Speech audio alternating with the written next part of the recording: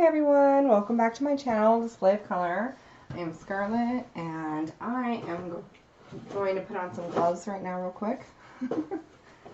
To make sure that everyone has a chance to come in. We're going to be working with some alcohol inks, and this is going to be the final piece of the musical triptych I'm doing. I will be putting that in the links after the live is over. So in the playback, if you're watching the playback, you can look in the description box below. Hi my love, I see you. So that way you can, if you haven't seen the first and second of these, you may be able to watch those. I still have to edit and post the second part of doing it, which is using the deco foiling. But on that second video is the saxophone one. The first one's a violin. So you can see that played. But I won't be able to have a chance to add those until after the live's done and after I've cleaned up everything, because I have little ones, so I can't have to can't leave everything out, of course. So hope everybody's having a good Sunday fun day. So I did have my stencil out and I put it away. Let me show that again one more time. As when I did my first one, I forgot to show it, and a gentleman asked in my comments, and so I made sure I did on my second video, but I also wanted to include it on my first. So this is just a stencil by Ranger that I used to do the splatters. And on this one, I decided to kind of go crazy, and I kind of did them all over. So, and that's what takes the longest. Remember, this is a live stream. People like to hang out, chat, and also watch the process from start to finish. Because art isn't quick, or art isn't sped up on a live, so therefore you can speed it up on your own. When you're watching the playback of a live, you can go into your settings and you can actually speed or slow down what you're watching, and then and you can also fast forward on your own as well. So play your own music if you want to, or whatnot, if you don't want to like listen to the chatter, all that jazz. But no, whenever it's usually like length of time is because it's a live recording, and those people come in purposely to see it from start to finish, and also they want to engage, they want to hang out with the dog fam. So for those who are just hopping upon it or coming in new and watching live playback, you always have the opportunity to fast forward it yourself, or to make it so that way there's settings in YouTube that you can make it faster or slower if you want, and pause it and all those things, as well as put on your own headphones on and play your own music, and put mute on this if you don't want to hear the chat or instructions or questions that come in and out. But this gives everybody opportunity who is here to be able to ask questions or to hang out, and that's kind of the whole point of a live. So for those watching the playback, just know you do have those options. I do recorded videos. I record my pre-recorded videos that are, and those you can edit and all that jazz, so you can really speed it up, break it down, put music to it, or narrate, or what all. And I do have those as well. I do those as well. We're just in the midst of change with COVID that happened, and jobs and little ones, so we're just learning, trying to do what I can for my channel when I can. So I am using 99% isopropyl alcohol. I always keep mine in these little jars, kind of like the way I do my watercolor, in 2 different jars, and then I just have a tight seal where they can't get off, cap them, and they're glass jars, and that way they don't go anywhere or evaporate, and I just paint with them. And that same concept is watercoloring. So you can change them out. It does tend to your ink, but it doesn't really change it too crazy. So if you really want a true color, then you could you know, eventually get rid of this if you wanted. I don't mind it. It adds character, so I don't mind. So on this one, I would like to do like earth tones. I have 2 of these I made. This for this specific piano piece I made. I have one that is for, I wanted to do earth tones on. I couldn't decide which I wanted to do because I wanted to do both really badly, but I decided to make 2 so I didn't have to choose. And so I'm going to have one be in red tones and this one be in earth tones for the piano. And I just got this on the free line art off of Pinterest, this image. So I don't know who made this series. Right here, actually, it kind of looks like there's a signature on this one for the first time I ever saw. I couldn't find that on the others, but I wonder if it's the same person, the same artist. I wish I knew what it said because they're really fun and amazing, and these are going to be really fun to paint. But they do different squiggles and music notes on the others, and it's like I could not tell if any of them were an actual signature or not. This actually kind of appears to me to be more likely. I just have no idea, and I wish I knew because I would love to give a shout out to actual artists. So, as with everything, read your own labels, use your own precautions. Nitrile gloves are better than latex. I'm allergic to latex anyway, but they're way better when it comes to chemical, of any kind of spills of chemical, especially strong things like the alcohol and all that jazz. Alcohol inks, you don't want to bring it in, be in a well-ventilated area. If you have a fan, make sure it's blowing out the windows, not at you, like away from you, obviously. And use a mask if you have one.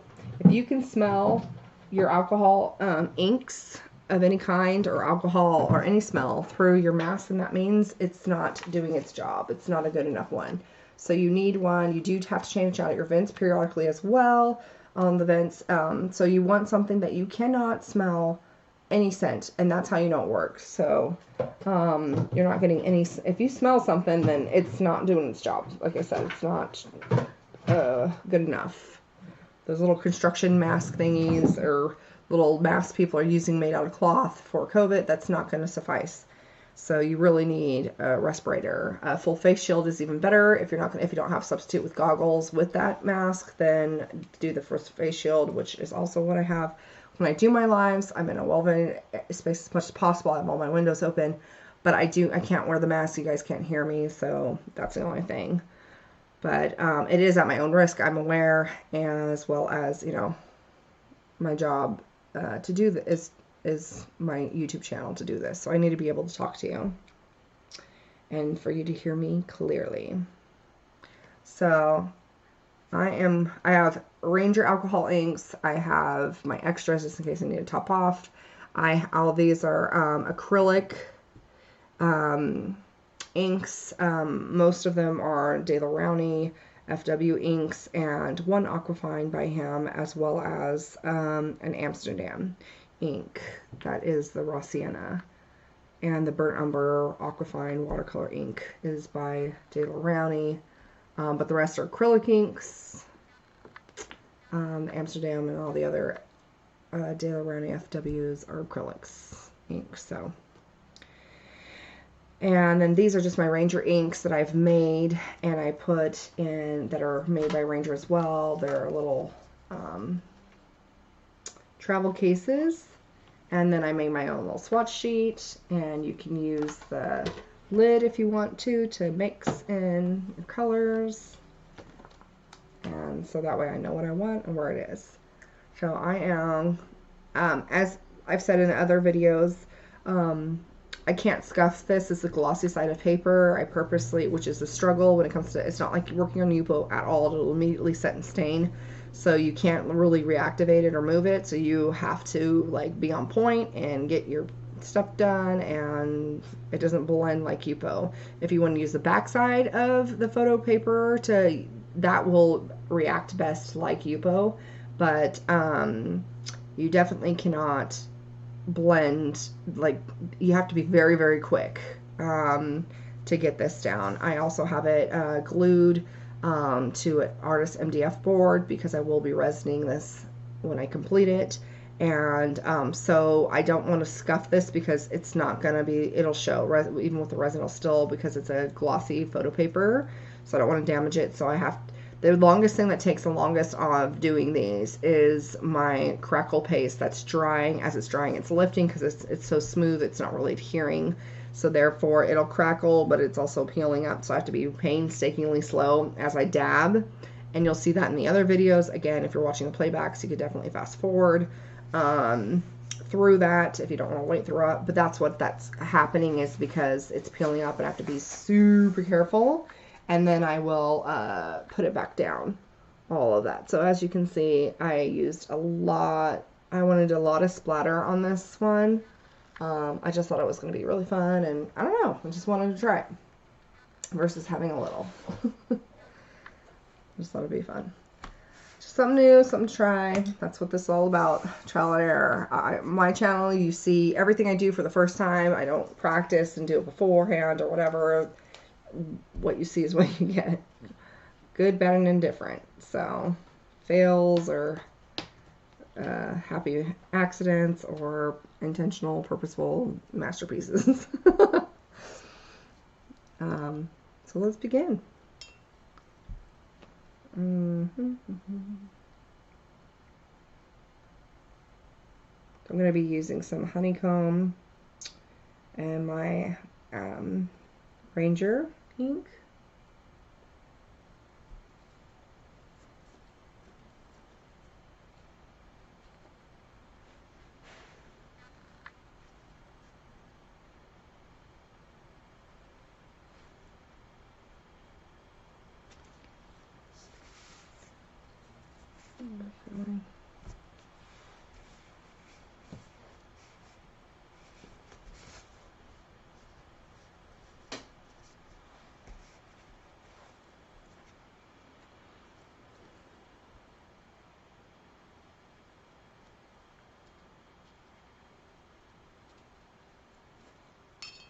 Like I said, you have to be very, very quick because this does not blend or bleed for very long. Once the alcohol evaporates, it's pretty much stuck there and it's super hard to reactivate.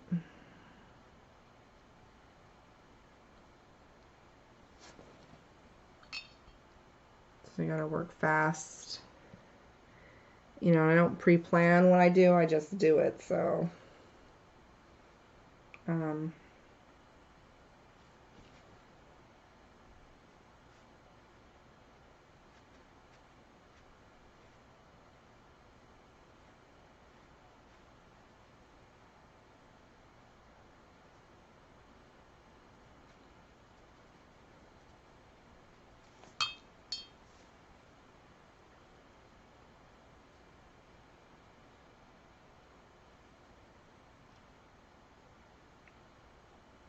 it's just the way I am with my art. Just kind of see where it takes me. Sometimes it's really, really exciting and fun, and sometimes I'm like,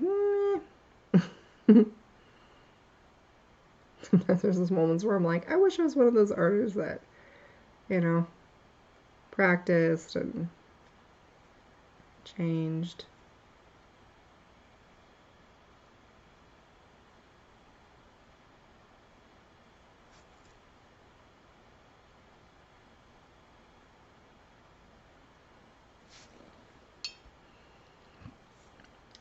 But it is what it is.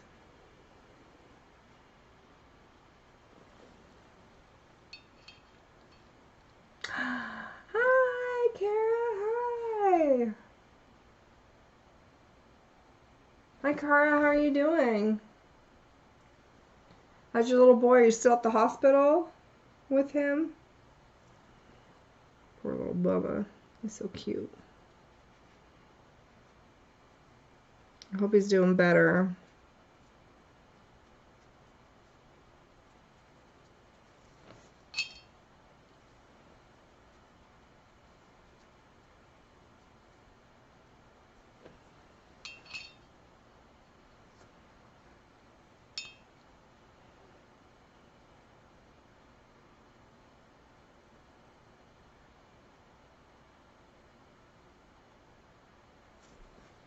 to do a little bit of, like I said, Valencia.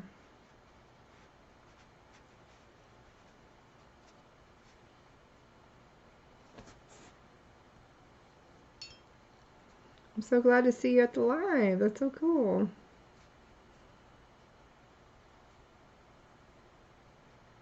This is a little bit of Valencia by Ranger.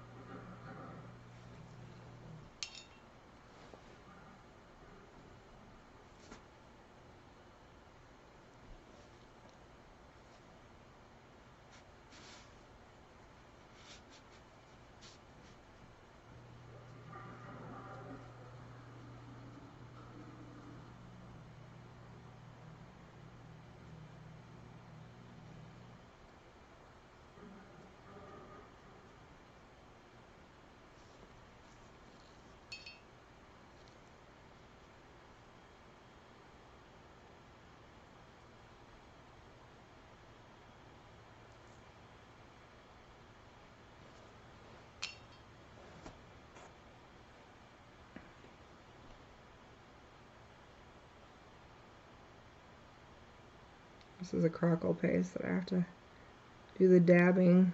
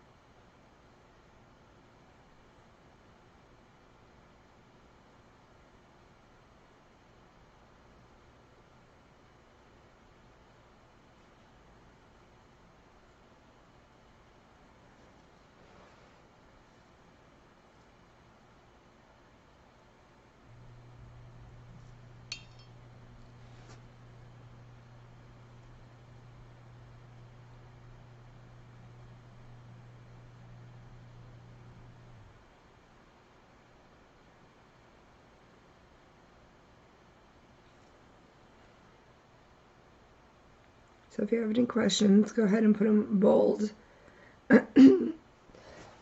Excuse me, I'm so sorry. So that way my mods or myself can catch it.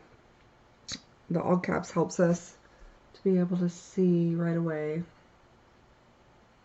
Oh, I'm so glad to hear that, Cara. Please do much better. Woo! Thank you, Jesus.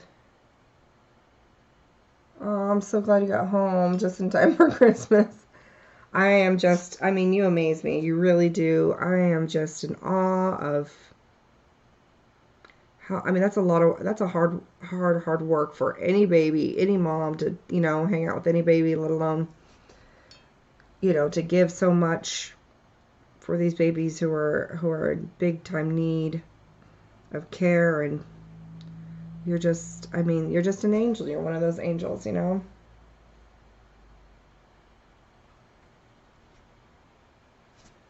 Okay, so I'm going to grab some caramel. I just adore your heart. I appreciate everything about you, Cara. I just really do. You're just one of those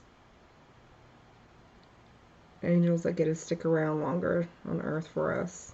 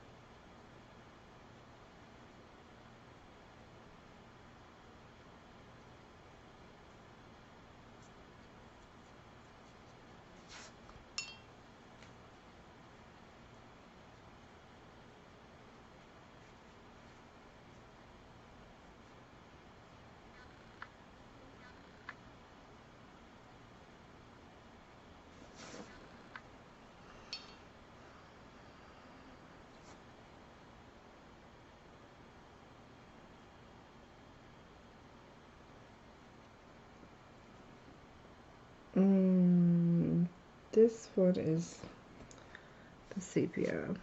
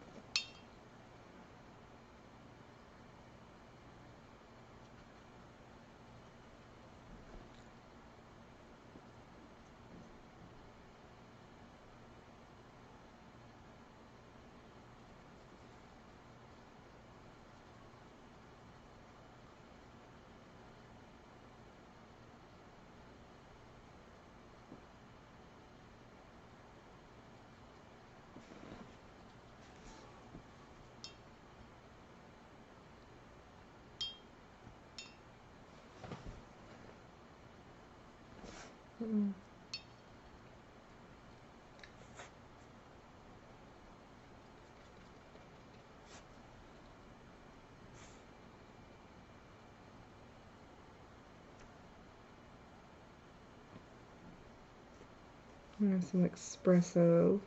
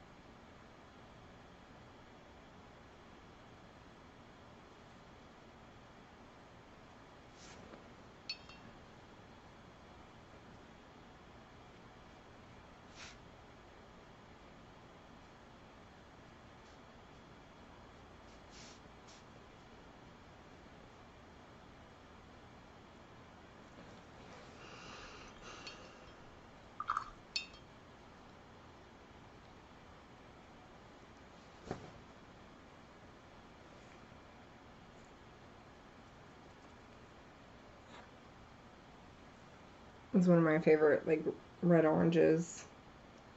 This is Valencia.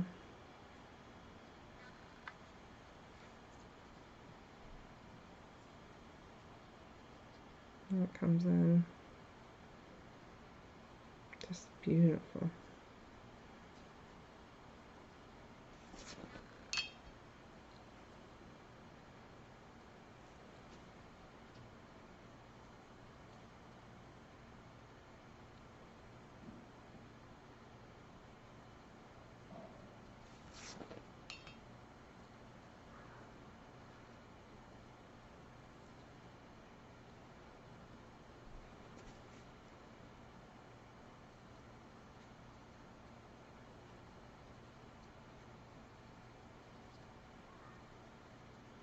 some more of that honeycomb. Just pull it in.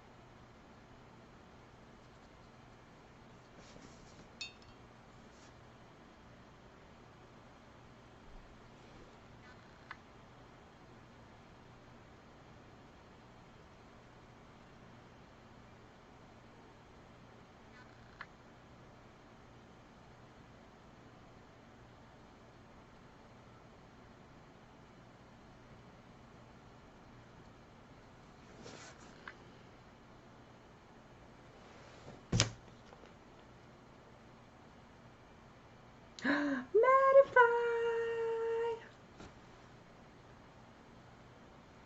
Oh, hi!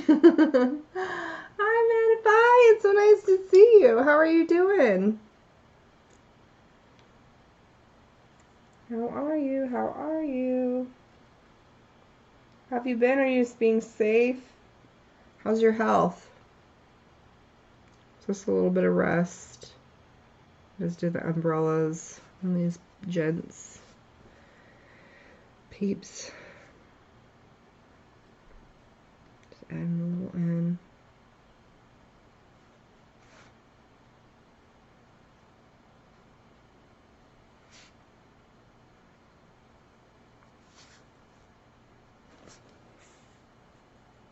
Go back to this Valencia.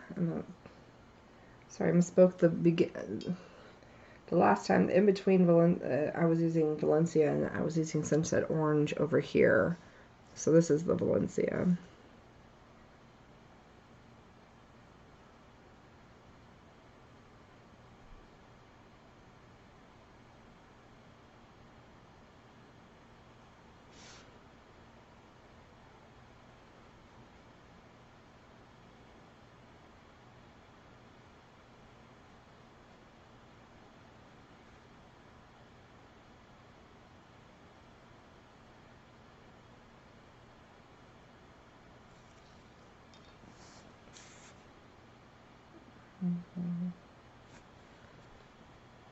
Honeycomb.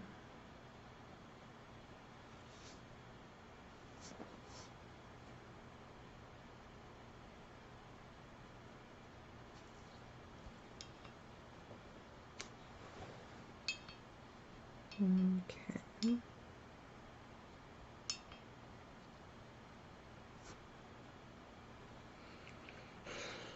And where's that lemonade?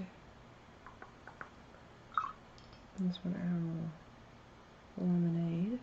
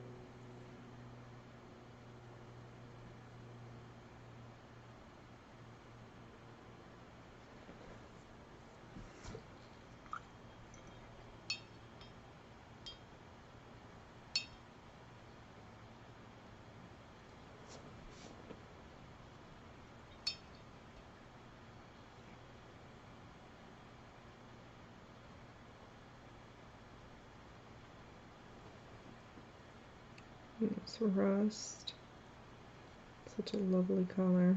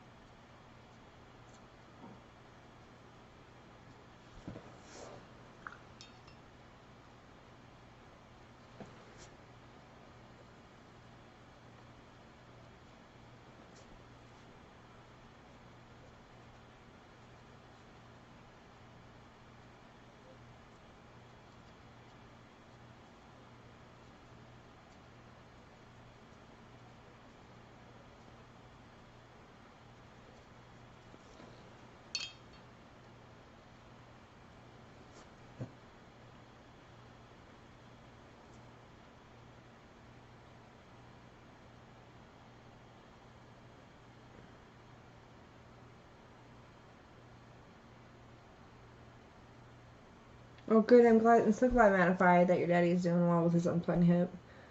Whew, that must have been gnarly.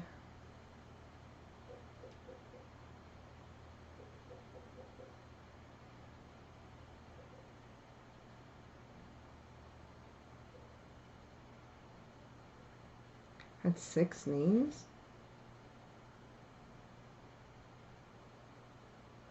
Yeah. Yeah, it's a bad thing about knee. They only last 10 years, really, so you should replace them after 10 years.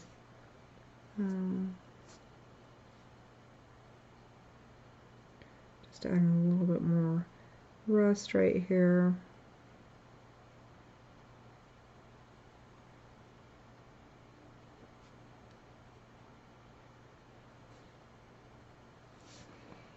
I just wanted some rust in this part.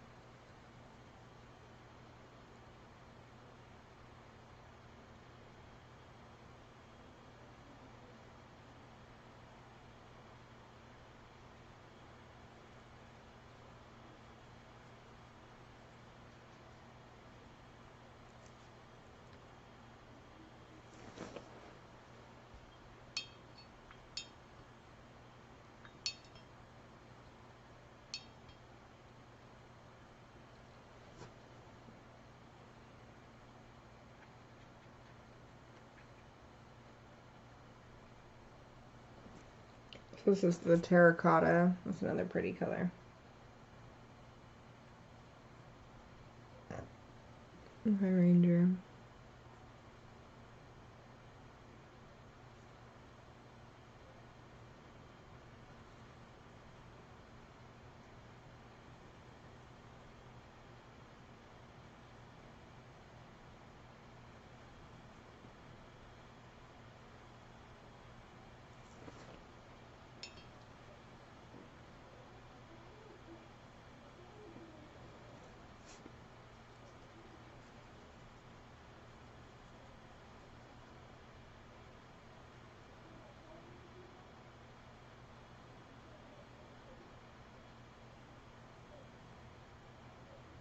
Hmm.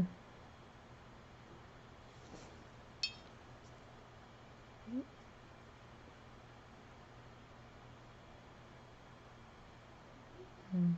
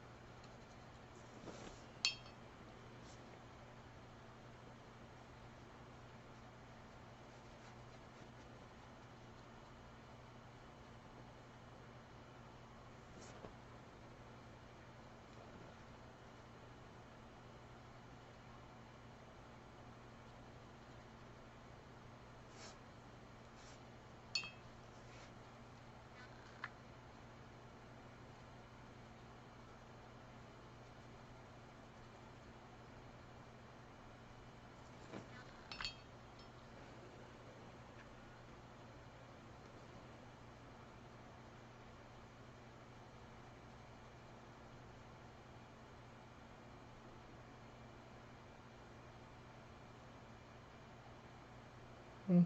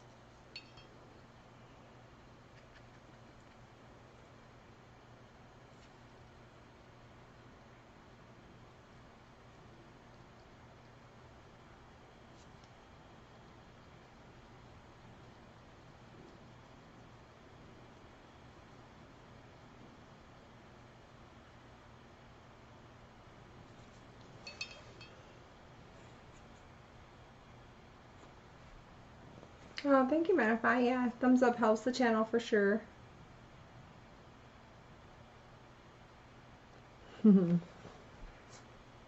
Thank you.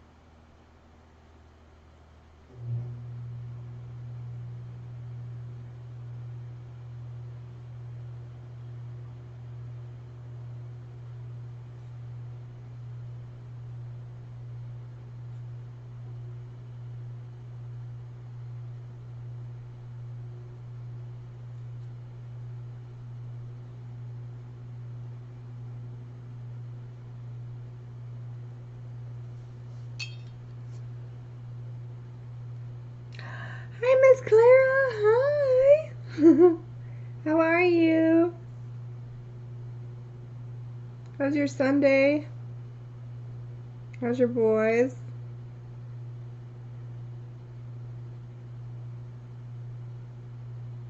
How's your hubby?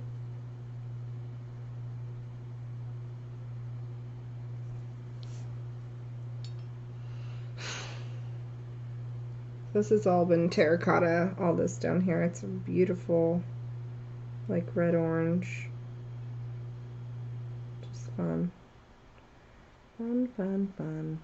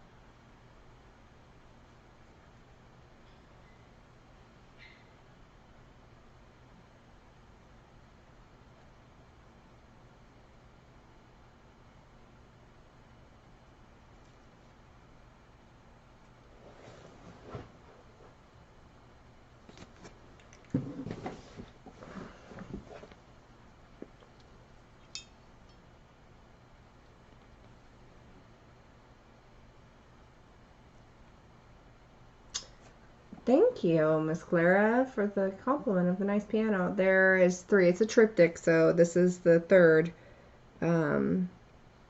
I'll have to put links. I talked about in the very beginning that I'll, after I clean up and everything, then I'll add the links to the first 2. And then later when I can edit and post, I will do the recordings of the deco foiling that I did on these. And then the final step will be to resin it all. So it's just a triptych. The first one's a violin, the second one is a saxophone, and this one is a piano. And I have one of these in earth tones, this one, and then I also want to do one in just reds. So I printed out 2 of these so I could do.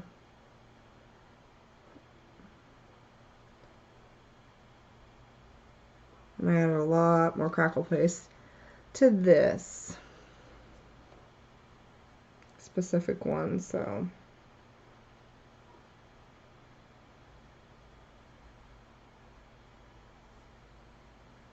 but yeah, so I just wanted a little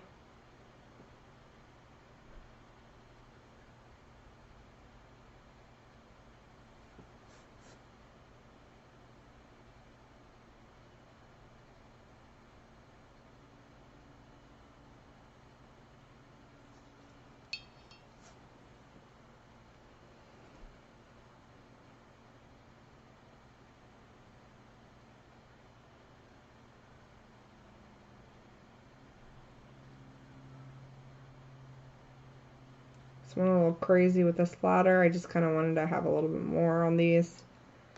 This specific one. Oh, just thought it'd be fun. Thanks, baby.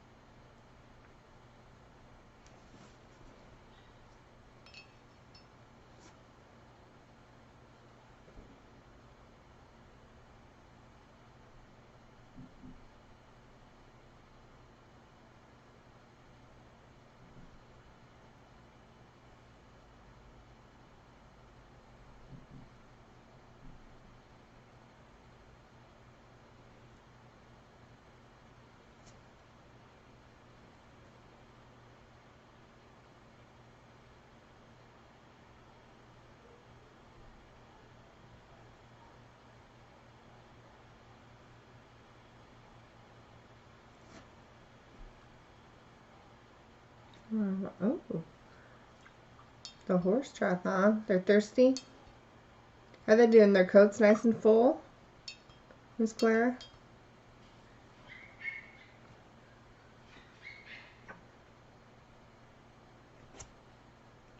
I'm going to use some Mushroom by Ranger right now.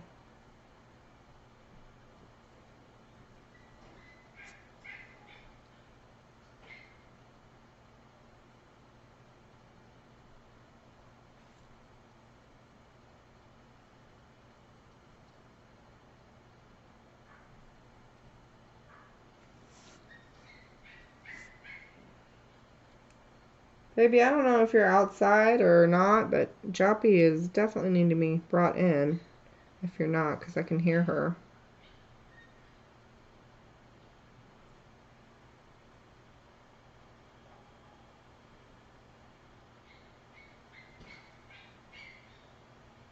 As I'm sure the world can at this point.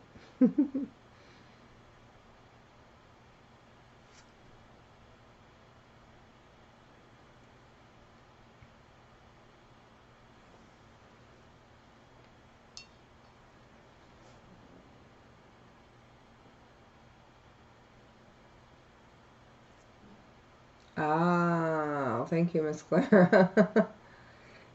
No wonder Joppy's all upset. They're probably playing where she can't see. Can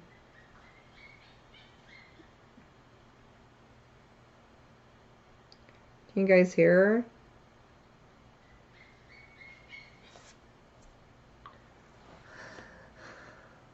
Let's make sure I have.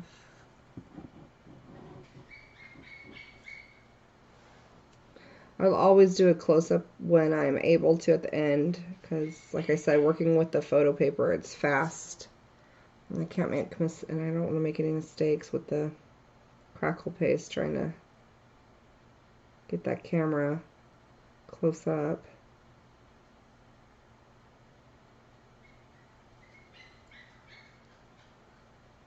Any kind of fluid medium, you kind of want to have a stick-to-itiveness and then be able to show.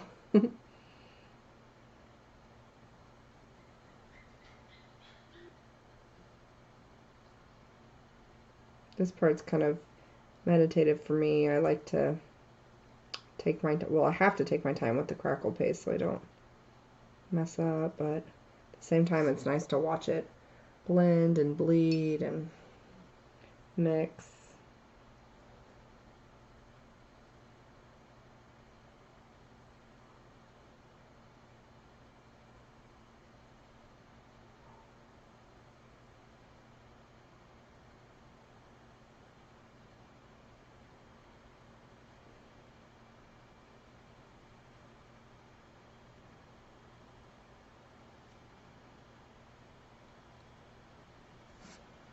I love it.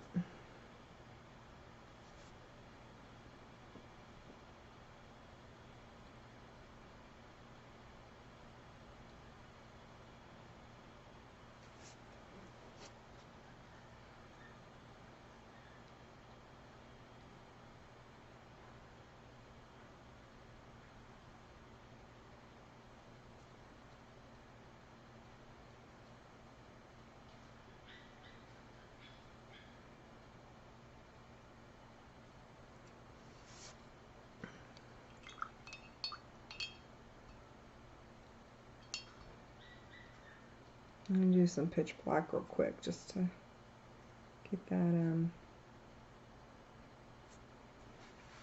post.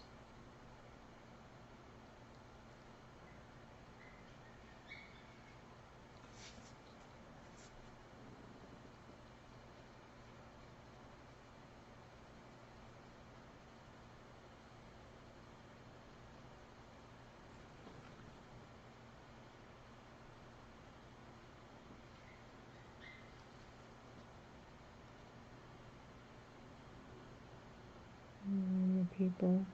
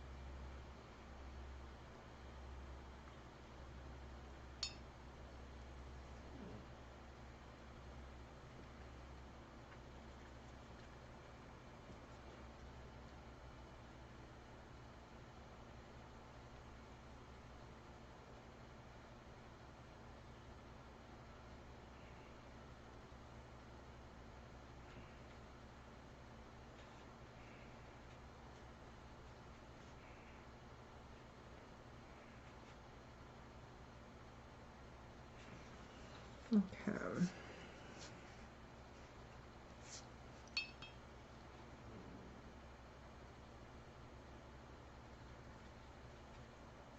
A little more caramel.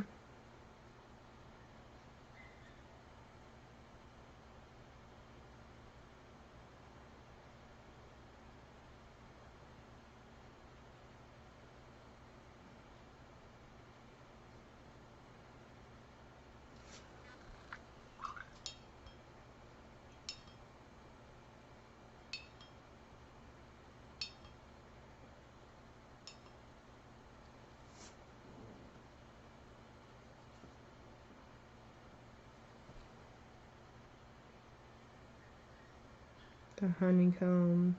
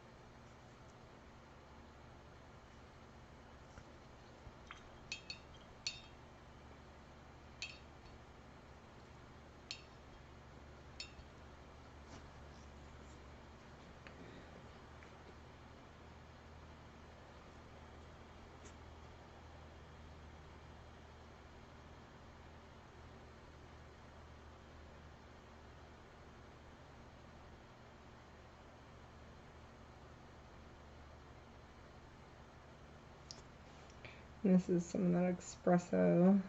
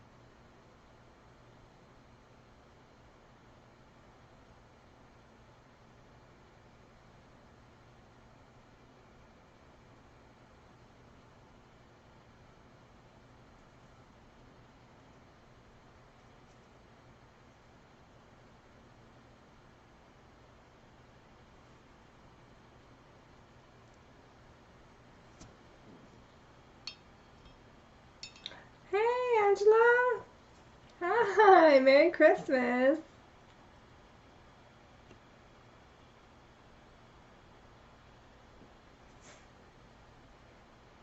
Are you enjoying that grandbaby of yours? How old is she now? I mean, they grow so fast, so goodness. Is she already one now, or?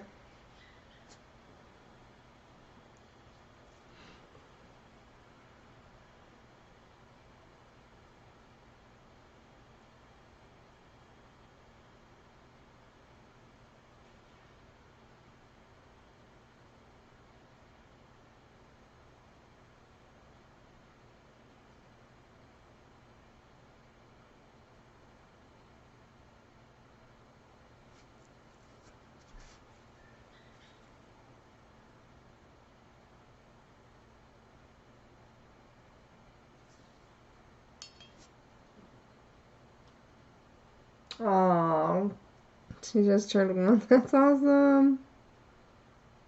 That's so lovely. It's a really fun special age. Woo. Oh. Come on.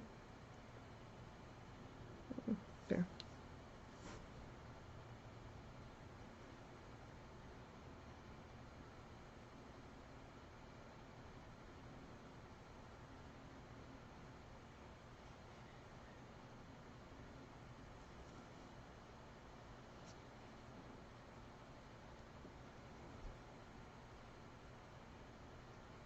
Really excited because we always like to do that, donate to a family, you know, adopt a family every Christmas, and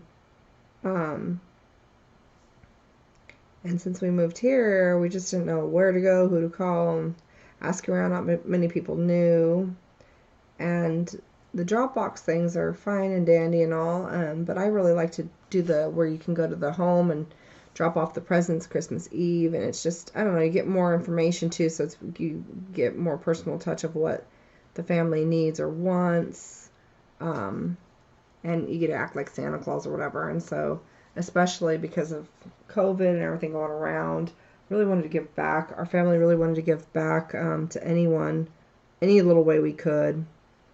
And so it was just placed on my heart, and you know, I was just really, really, really praying that we could do it this Christmas. Start, you know, finally find that exactly what we were wanting, and of course God provides always. And so we have this amazing 5-person family who is in very much need, and we can be, you know, able to bless them in any little way. So, and or, you know, 3 young kids, and their father is dying of cancer and in hospice care, so it's at the house. So I'm just praying that he makes it through the holidays for them, and just really want it to be a perfect Christmas for them, and as a family of 5. And so just, you know, prayers out for their family, if anyone can, for us, that, you know, they just have a really sweet Christmas with one another, and New Year's, and just get through those holidays. And honestly pray for a miracle is what I pray for. That the daddy gets a miracle, because they do happen, you know. But it's just been the biggest thing to you know, teach our 3-year-old the importance of giving. I don't, you know, I think that this is the age where he's starting to really kind of understand things a little bit more and grasp things a little bit better. And so, you know, he was helping out with wrapping the gifts and just really being a part of it all. And so it's really, really neat. And it's just been a big blessing to be able to do this. And I've been wanting, my wife and I, you know, always loved doing this type of thing, and really missing it, not moving out here, not knowing and where to go, who to go to, like what to do. Just, you know, trying to find it all. And finally, you know, I mean, it's just perfect. You know, God's timing is just so perfect. So this is our gift to each other this year, is really like, you know, giving to this family all and then some, and that they need. I mean, literally, I mean, basics like food, electricity, heat, like, I mean, literally they're just needing that. And the eldest has severe diabetes, eldest child who's a teenager. And then with the daddy, you know, like, they can't go out, you know, anywhere. None of the family can risk. So there's a 6-year-old, 10-year-old, and 14-year-old, and it's just imperative that they all stay home and stay safe, and, you know, because they are high risk. So, you know, of course, sterilizing is super important. And so sterilizing all the presents before we wrap them. And, you know, of course, we also don't want to go out and about shopping. So everything, thank the Lord for being able to purchase things and it come to the house.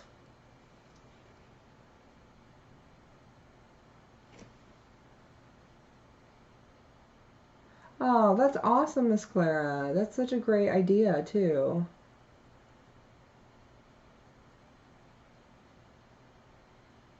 Oh, thank you, Miss Angela.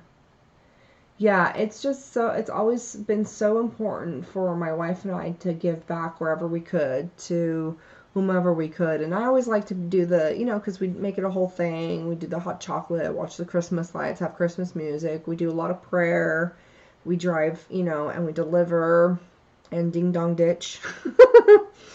And then, you know, and then just, you know, pray that, I mean, obviously any family is more than grateful to get any little thing, of course, but, you know, it's always important that we try to get what we can for them that's on their list specifically. I mean, they took the time to write it, you know, and it's obviously their wants and needs, and we were able to find out a lot more than usual, actually, of this family, so we were able to find out that they do Santa as well, because I know they're Christian too, but some, you know, like I grew up without, we weren't allowed to have a Santa and stuff like that, so you never know.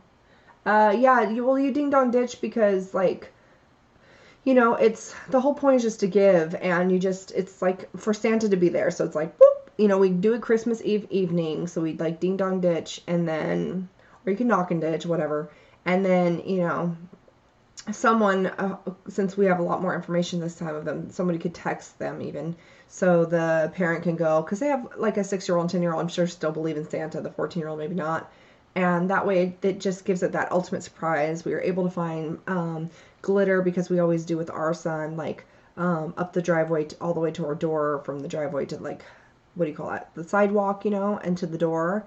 And so we're able to, like, pretend like, you know, it's a little reindeer food. It says Santa's magic reindeer food, so it leads the reindeer to the house type thing. So my wife was able to, because I was like, can you get some glitter, you know, and she found some glitter that was, because I have to always restock it, but she found the glitter, you know, just the snow glitter, not the weird, like, just white on white type of glittery, not like other colors glittering, and then she found a glow in the dark one, so we're gonna, like, supercharge it, and then, like, put the glitter around the gift, so it looks like, you know, Santa's magic was there, and, like, left them, and I know, it probably sounds ridiculous, but it's fun. It really is. And our little one loves it, and I love it, and I think it's cool. So, you know, it's the magic reindeer food that allows the reindeer to know and light up through the sky to show, you know, Santa where your home is, so that way he can know where to dump off the presents. But, you know, being, you know, Christian, like I said, some of us, like when I grew up without, you know, we weren't allowed to do the Santa or Easter Bunny or any of that stuff. So, but I really, you know, I want our child to have the both. So I had to really learn, ask around what people did, you know, and how to incorporate, you know, Jesus, because it's obviously for us most important, because it's his birthday, and so that's just us, you know, everybody else has their own thing. But, and it, you know, that's most important for us, but also to incorporate the Santa thing and the balance of it, I guess, you know, the balance of it, and, you know, that obviously Santa's not more meaningful than Jesus. Jesus' birth to us, so, but to have fun with it, you know. I don't make it a thing about, I just don't think it's okay to be,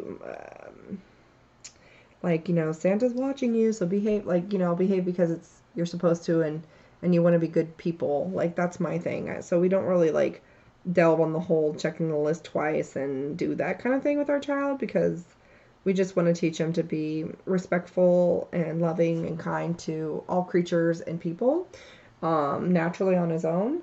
And so in doing so, we just like to, you know, establish that for himself, to want that desire and know to do good and to be good, not for, like, or to get like, you're not going to get a present if you're not good. Like, I don't want him to feel like he'll never get a present or something either if he misbehaves. Like, I don't know. I don't like that kind of manipulative way. But to each his own, you know?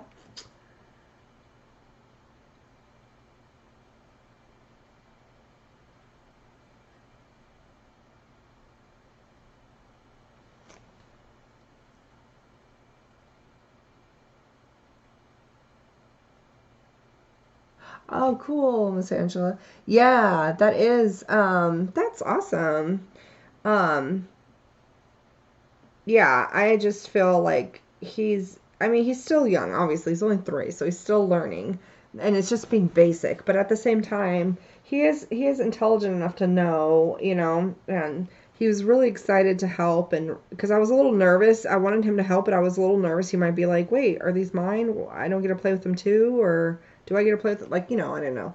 So we like to give him little gifts throughout constantly, not just for only birthday or Christmas. You know what I mean? Like little I love you gifts. That's kind of like my love language. One of them is, I just love to give a little I love you gifts or do little I love you things, and constantly throughout the year, not just on special like anniversary holidays, but even, to still include the holidays, like what do you call that? Valentine's Day, like I still like to do it on Valentine's, give them a little something. I don't want them to be like, but I also like to do it 24/7.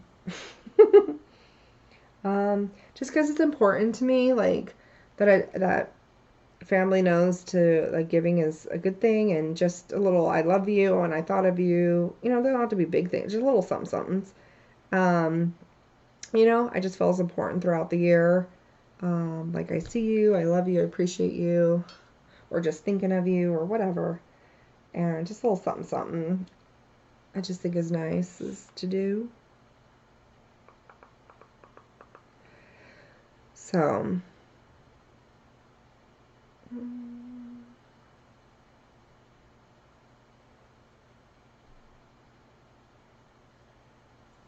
Um,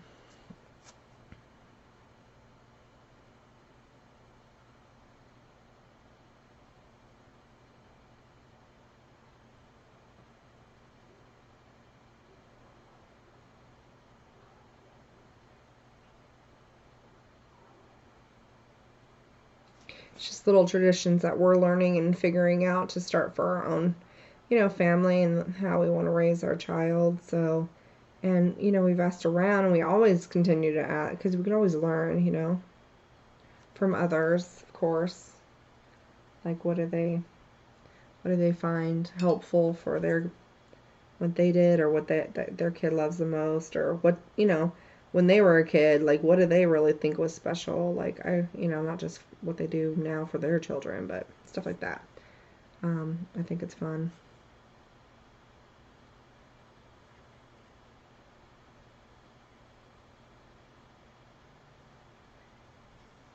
So, and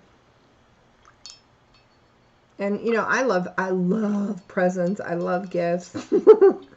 I love giving them as much as I also love equally receiving them. I love both. Like, I do. I love giving them, and I love presents, and I love getting them, and I love making people like just light up and get so excited that like I love giving personal gifts that like really I know they'll appreciate or use or want, like just I don't know, that makes me feel good. So I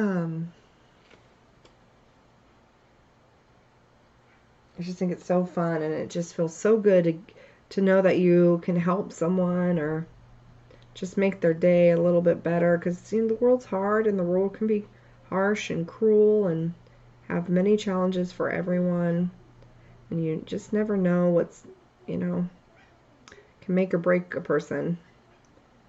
So I always try to do my best to be mindful of others.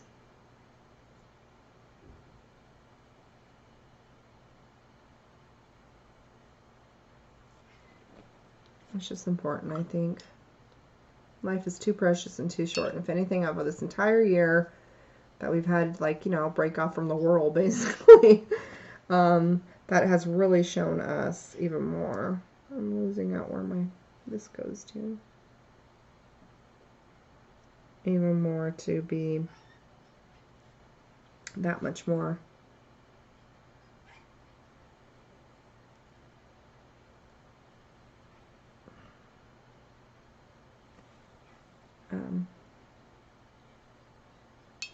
Careful,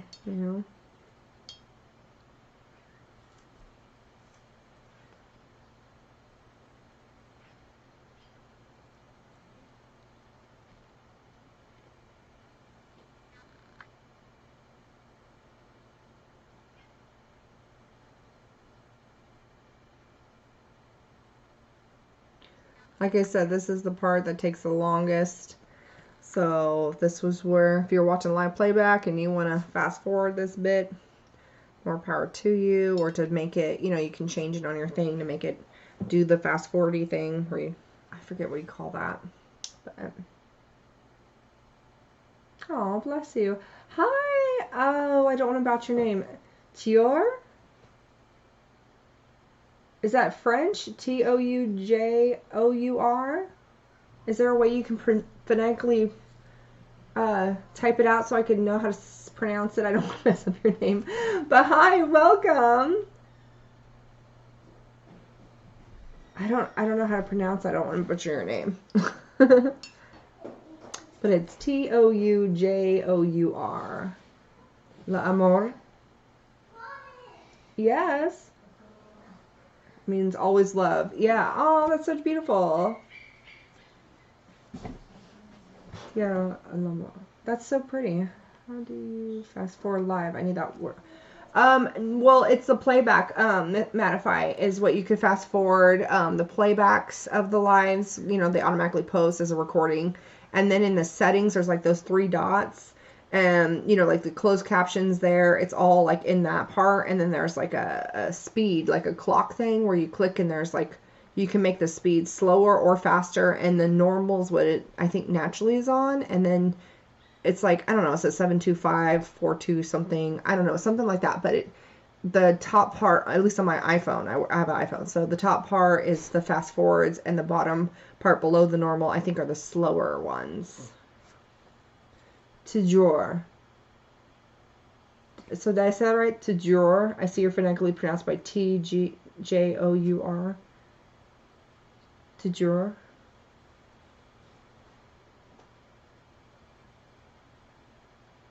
OMG, I love onesies, Miss Angela. I love the onesies. Beautiful name. I know, right? Super beautiful. Because I know, like, je t'aime means, oh, thank you. Okay, great. I got toujours.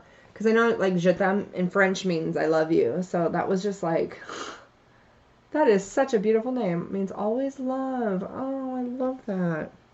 That is so precious and pretty.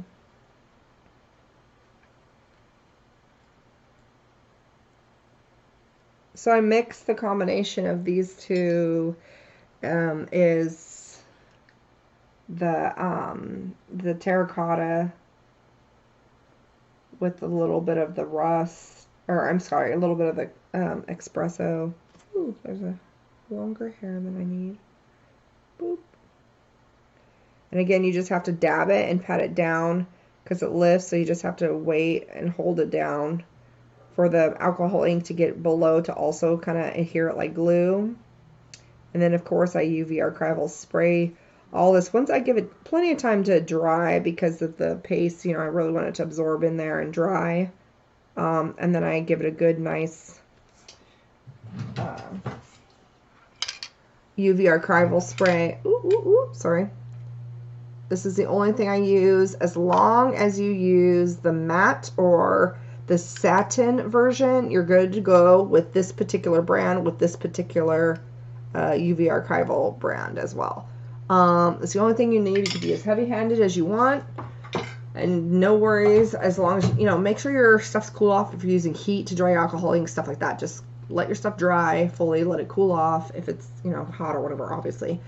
Spray it. If you're light spray, do a couple coats. If you're heavy-handed, you know, do one big old coat, maybe a light dusting coat after, but I don't do more than 2 coats. Literally, it's totally good to go.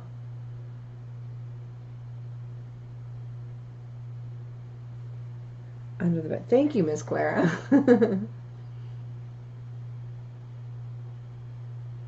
Oh, bless you. Toujours.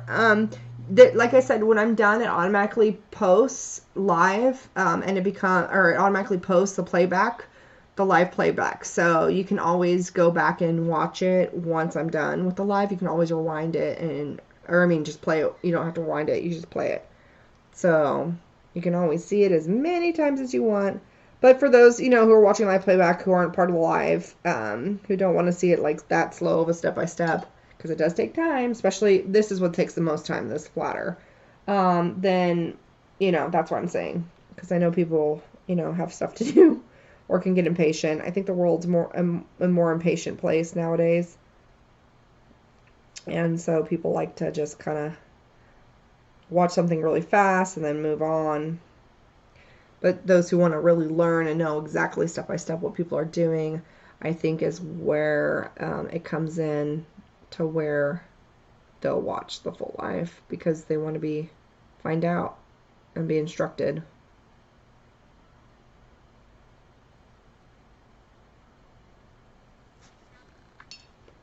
And I get that too. Or you can, you know, and sometimes you don't want to manually, like, you know what I mean, drag it. So I just recently found out about that fun little fast forward button. It's nice. You know, people, because I've heard people say, like, oh, da, da, da, you know, if you watch it 2 times or 4 times, I'm like, what? This speed, I didn't understand what they were meant. And then, like, you know, people's voices, like, it sounds funny when you watch it fast, you know, because they talk, it even, people just talking, it makes that part go fast. You can still understand them, but it's just like, or whatever. So I just thought that was funny. And I was like, oh. And I guess, and that's what it is. I think it's that button.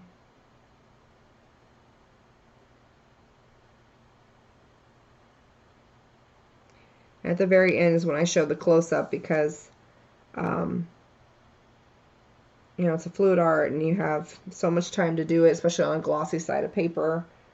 So I don't want to struggle with trying to show and then lose the whole effect that I was going for.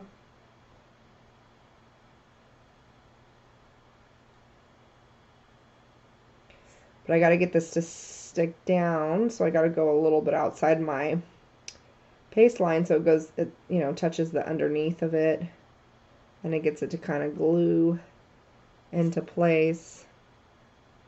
That way it doesn't move because I don't, when I resin it, I don't want it to lift, go underneath the resin and then lift up and pop off and, you know.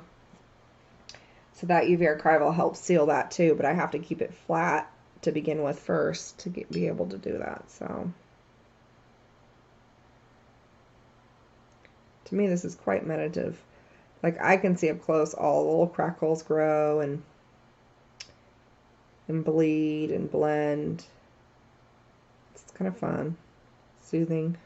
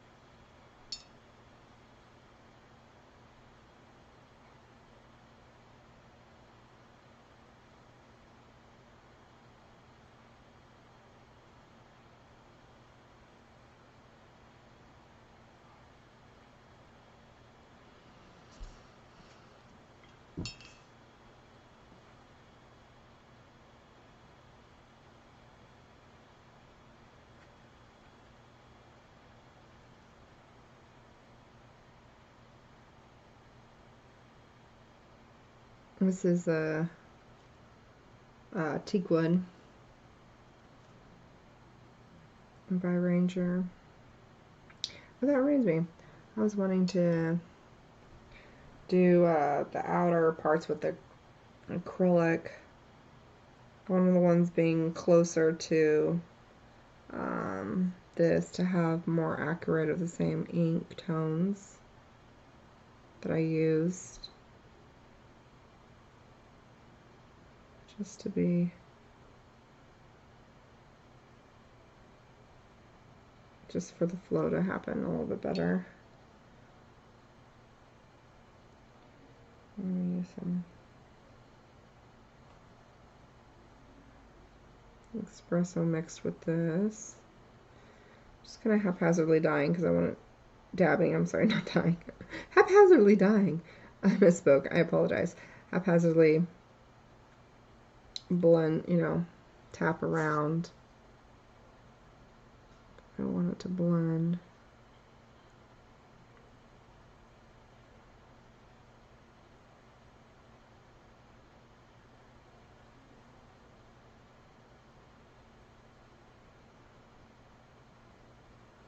You know, an alcohol ink always dries lighter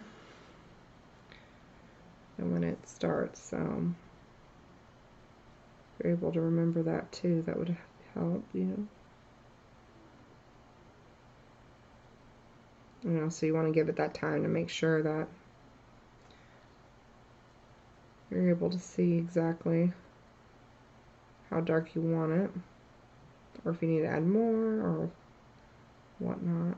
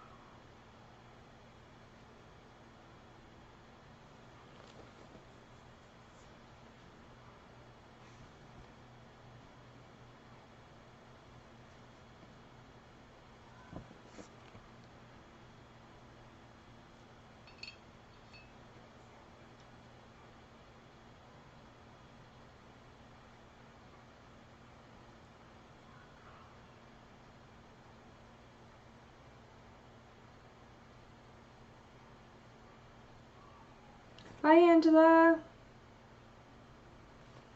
Okay. It was nice to see you. Have a good dinner.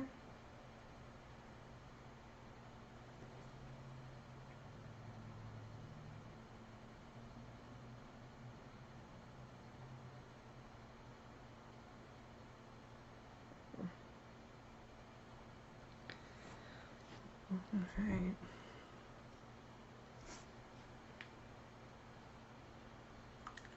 Let me see.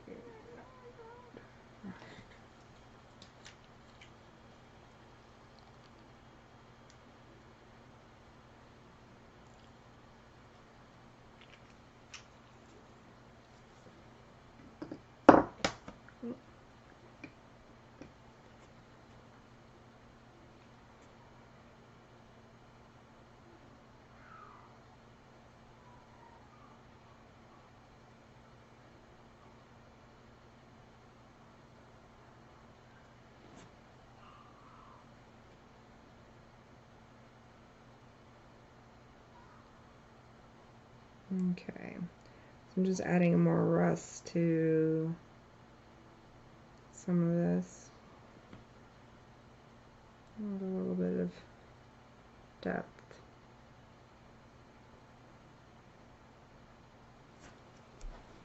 Make it pop a little bit.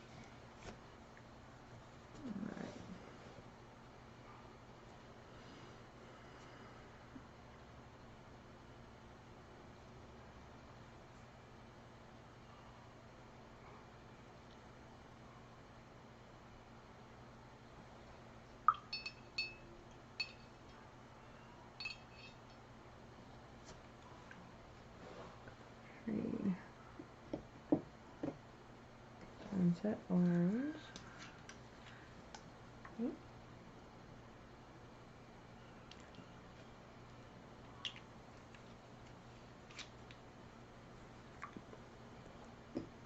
Let's see.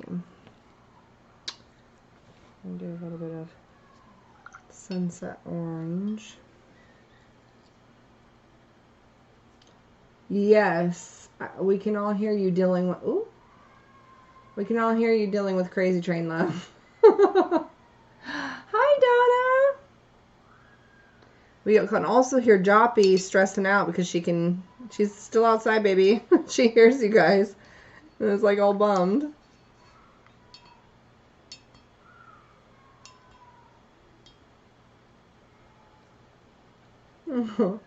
Oh, Maddox, calm down, baby boo. Choo-choo. Miss Clara says. Oh, poor little guy is all tuckered out, probably. Oops. Some orange. So I'm dabbing up here some sunset orange.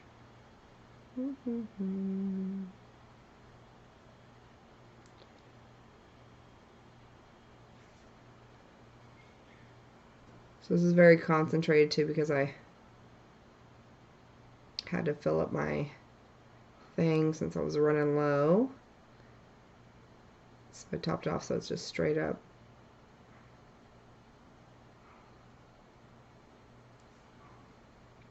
Liquid.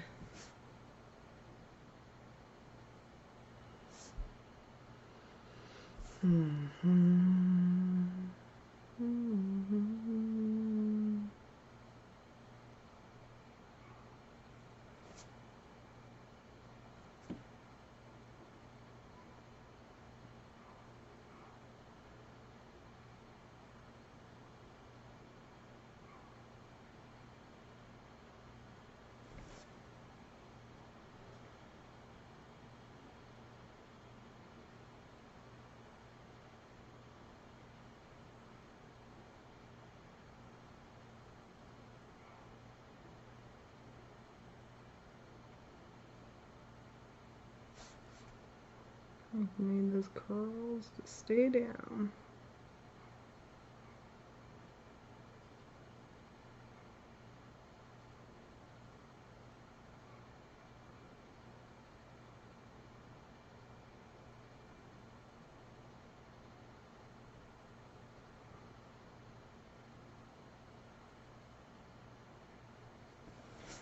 Okay. Okay, great. Thank you, baby. Bye, Manify. Okay, yummy. I'm hungry too. Let's talk of food. Makes me so hungry.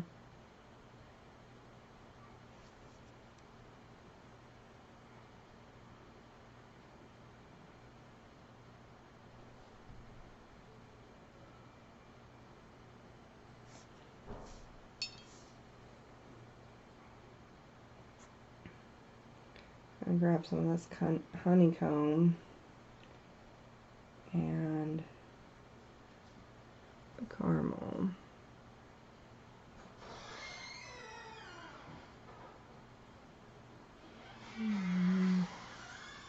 So squeaky. Sorry about that. It's the door.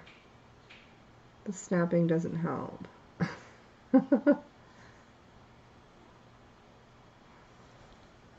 Okay.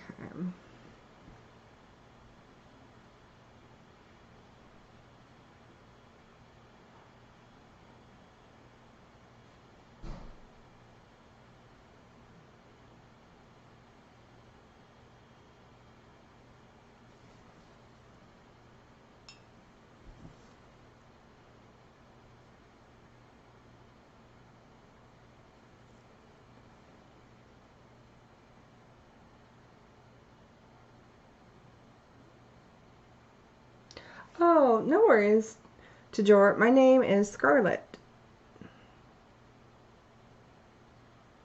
And my wife's name's Carrie, who you see right above your type. That's with the wrench, the blue wrench, Carrie. That's also my wife. Who's helping me modified right now. She's also multitasking with our toddler.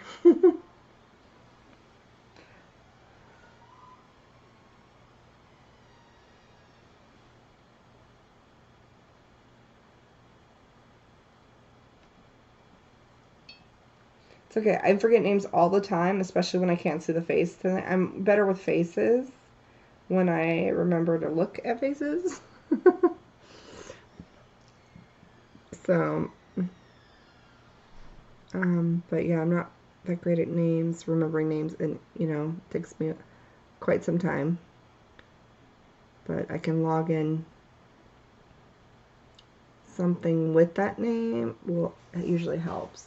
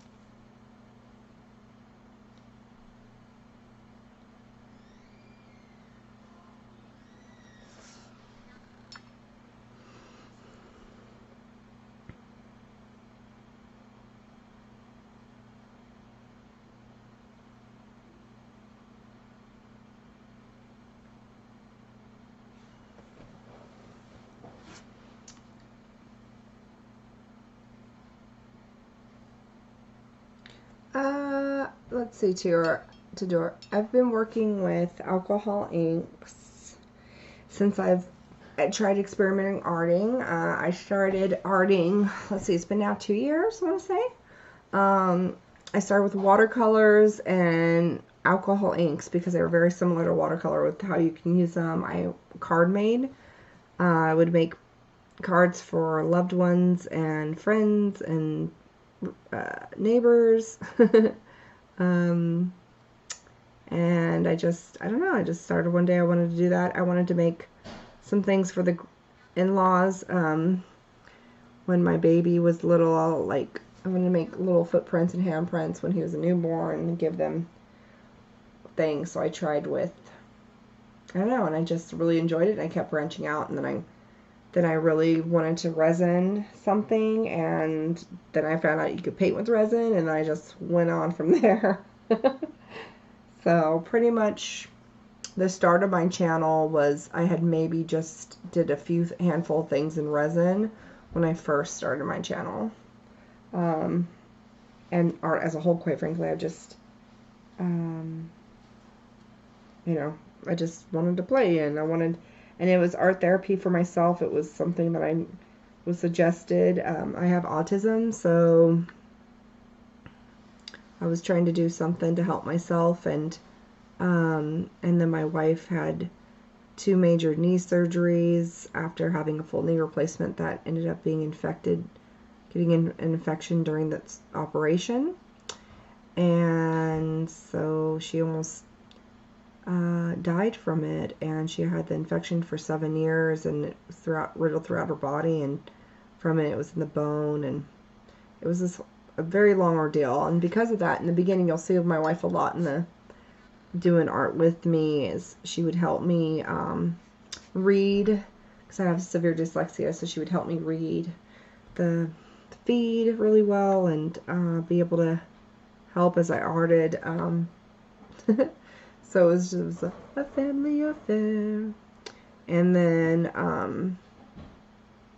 yeah, so it was just really neat. And it just grew up from there. And because of that, that's when we really started being able to branch out a little and found other YouTube artists that were really amazing. And, you know, some that lived in the area, we did a convention that was really, really neat, and that's how we were able to branch out and meet even more. So I met, you know, a lot of my mods, you'll see, came from that convention.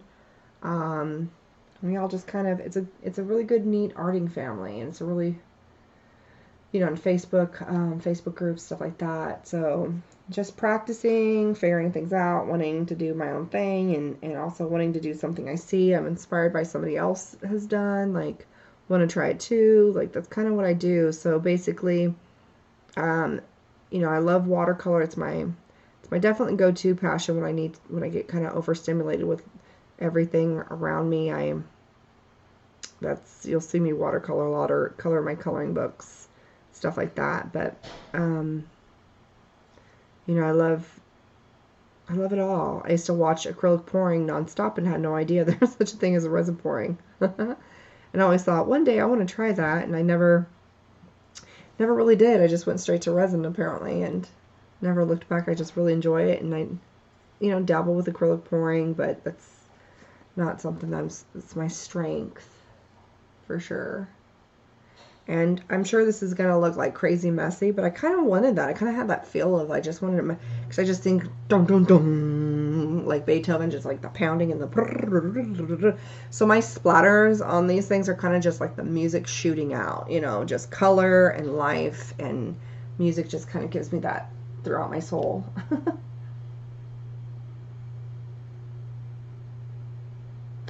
I know, right, Miss Claire? That was like the bomb. That really was.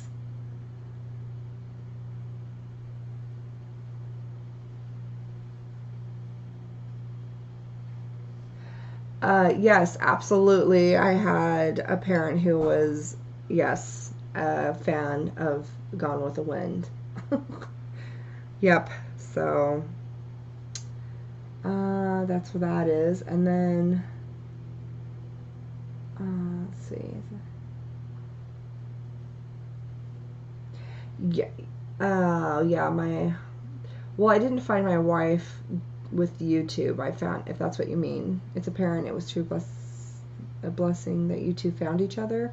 I don't know if you're referring to my wife. She's also an artist, but she's a stained glass artist, and she's second generation.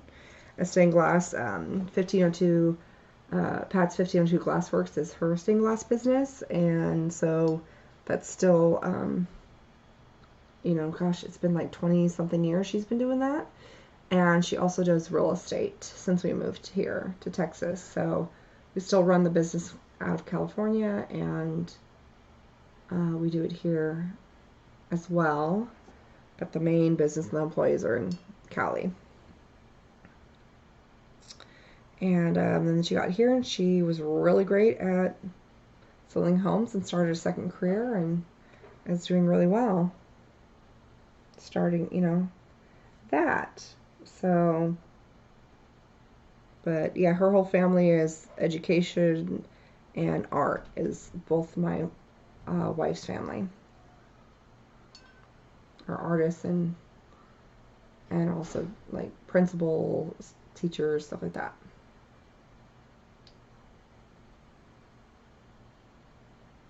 Oh yes. Oh my goodness, yes. 100%.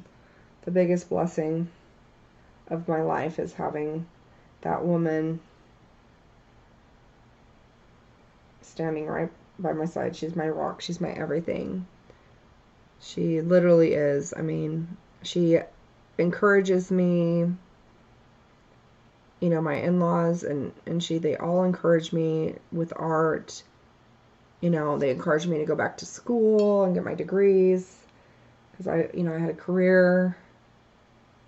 I was a criminal law paralegal, so they really, I was already doing that before I met my wife, of course, but like I was already in school finishing, doing all that, but they really had pushed me to continue and strive. And I mean, literally, I mean, God really, really placed them in my life, and they're my whole world. They really are. And she helps me, you know, with my autism therapies and stuff. She is always there to help learn for herself as well as with me. So we can always best know how to communicate and deal with life, you know, all its challenges. But, you know, with grace and dignity and with God prevailing in number one. So, but yeah, she's my everything. And then, you know, she helped me bring our little one into this world, and that's its own whole gift. I can't get this off. I don't even know if you guys can see this right now, but I'm trying to struggle with that. Okay, yeah. And your rack. Go down a little bit.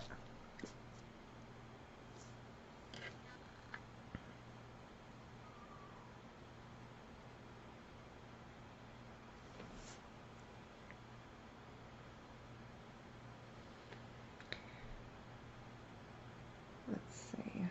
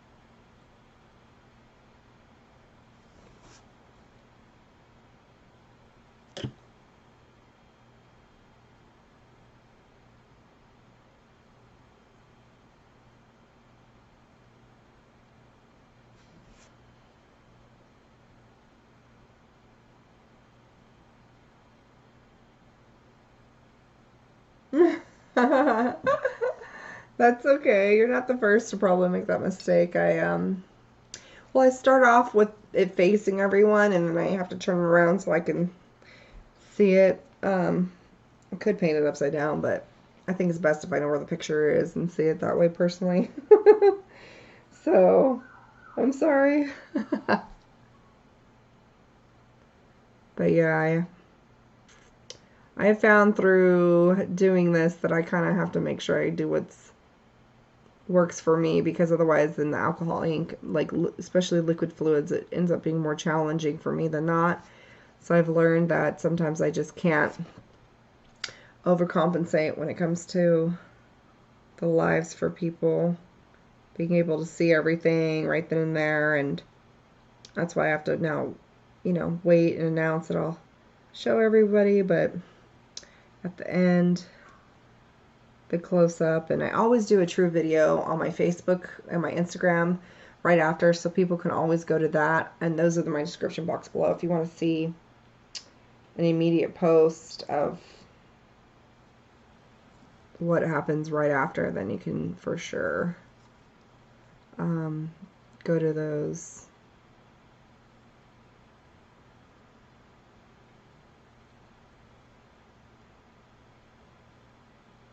But I just found it way too challenging sometimes, so I had to kind of really work with what works for me for it to come out and not get frustrated with not coming out the way I wanted it to or something.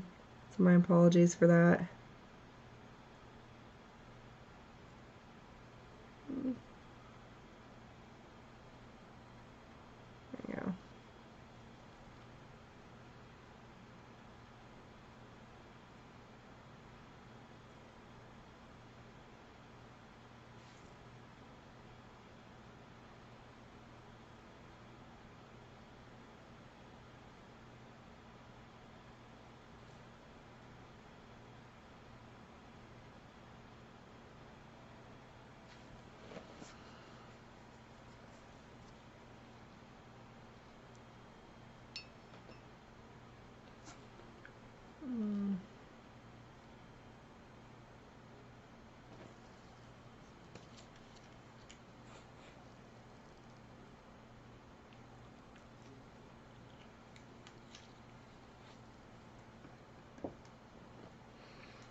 Okay, so now I'm going to start and try to incorporate some of the acrylic inks.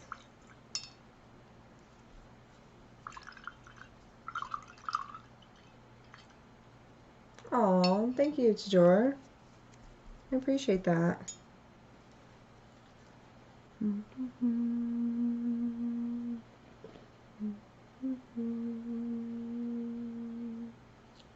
Fine caramel real quick, I want to add.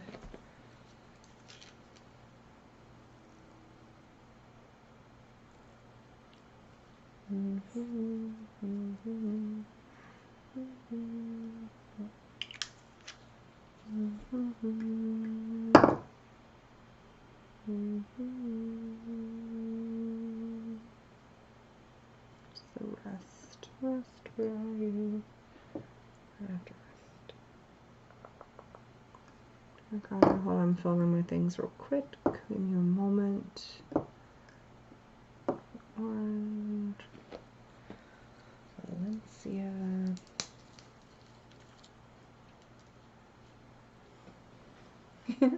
You don't know what song? To draw?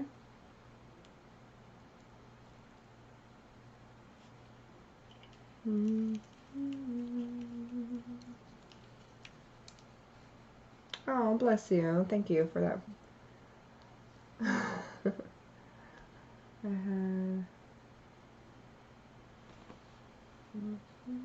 Oh, I have no idea. Honestly, it's an autism thing I do. I have no idea that I'm humming until somebody informs me, and it's more likely it's just made up in my brain, or maybe it's a tune I've heard, or maybe it's a tune I've heard, but I just make my own lyrics in my brain to it, so I don't know.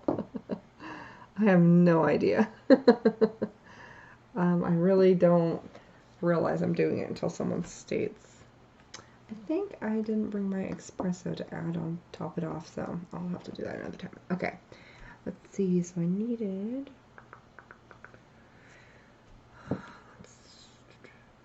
black. Okay, let's keep that out. I got some red earth by De La Rowney. It's red earth is acrylic ink. It's a really pretty color. I think we're gonna have to add a little bit of rust right on these bits though, because they're so close. No, did I put the wrong one in the wrong one?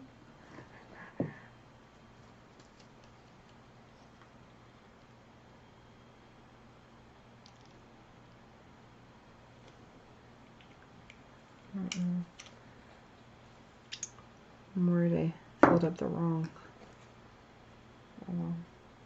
Let's see. Oops, way too much.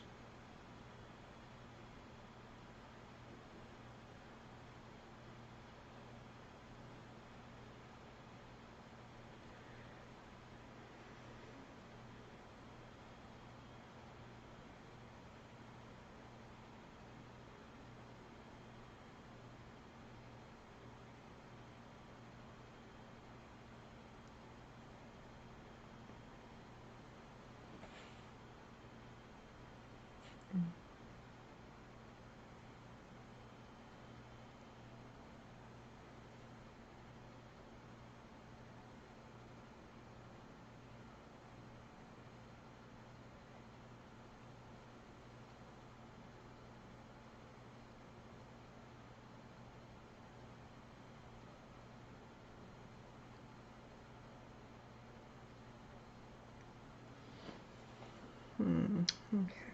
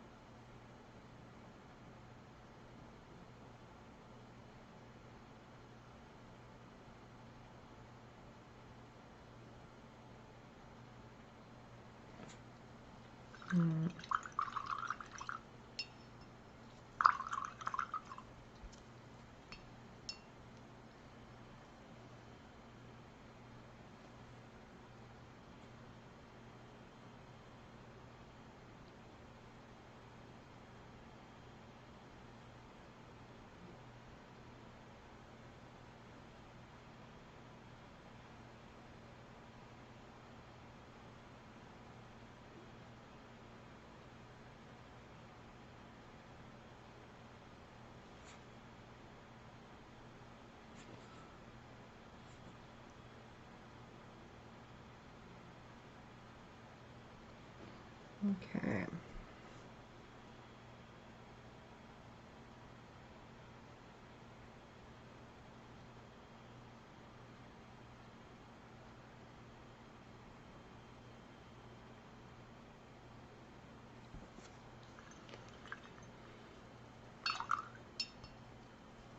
Alright, so a little bad. Do they go bad? I mean, I guess anything can expire. Mine haven't gone bad that I'm aware of. I keep them in room temperature area, and I don't keep light on them, so it helps preserve them. You know, I don't keep them in direct sunlight or indirect sunlight, and I keep them in a normal room temperature, not overheated, not underheated, no humidity, so they last for forever. And I think I'm rubbing off some of my things. unfortunately. My arm's hitting some of these off. I'm sure with anything it goes bad, but yeah. Sorry. Yeah, if you bold questions, the all caps for the questions, I can have a better chance when I finally look up. But trying to look at the water resist, not clogging, pigment, shake lightly before use. You know, it shows you the light fastness on it. It tells you, it's art grade quality, so that way it's the most pigmented you can get without having a bunch of fluff, artificial chalky flavor stuff in it. I don't see anything that says an expiration date. That doesn't mean it doesn't have one. I just don't see it offhand. But I'm sure any ink can get old after a while, but I mean, it takes a long time, you know? Well, you can make them into an alcohol ink, which is what I'm doing right now. The acrylic ink, I'm going to add some plain alcohol into it, put some acrylic into it, mix it, and then I'm going to paint with it just like I do my alcohol inks. Unlike the alcohol inks, these are light fast, so you know, I am going to resin over with a super UV protected thing, so it's going to help keep, you know, but as with any art, you don't want to put it in any kind of direct sunlight or too strong of an indirect lighting, because, I mean, everything fades over time regardless. UV, whatever. But yeah, so I would try to, I would say these are really great. And my UV archival ink spray that I showed you works for watercolor as well as alcohol inks or acrylic inks. It literally seals everything. UV archivals it. So it doesn't matter if you use alcohol ink or a lot of things I interchange water soluble, alcohol ink based, you know, solvents. So it's good to go. They last. I mean, they last just as long in my opinion. I don't know. I've had all my stuff for like I said, like 2 years. So I don't know if they work fine for me. You know, you always with anything you have to mix it. You have to shake it lightly. So I just kind of roll mine when I'm about to use them, and then yeah. So and then it comes with its own little pipette. I can transfer on real quick. Give me a moment to transition.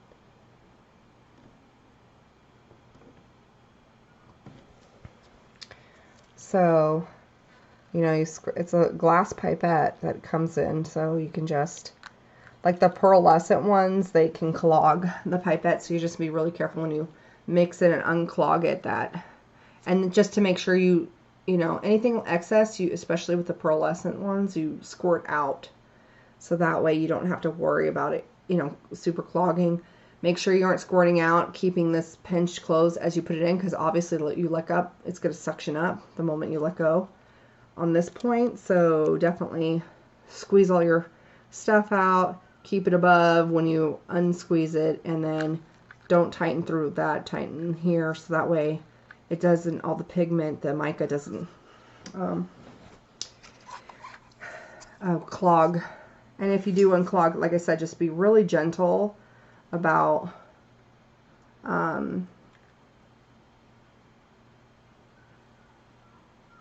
sticking anything in that glass pipette to unclog it. I have broken a couple, so it's a bummer. And this is the watercolor based one. So this is the Aquafine watercolor ink by Daler Rowney. Sorry, I just want to say Daler. And it's the burnt umber color. And then, so this is just, I'm going to use with some water, not alcohol. And then all my other ones are acrylic ink, so I'm going to add with a pipette some alcohol into those. And I'm just going to add a pipette with the water into this specific color of burnt umber.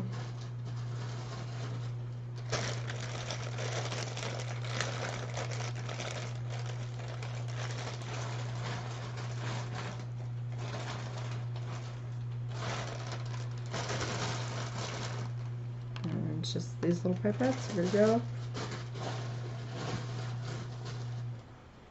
And people were kind enough to gift these to me from my Amazon wish list.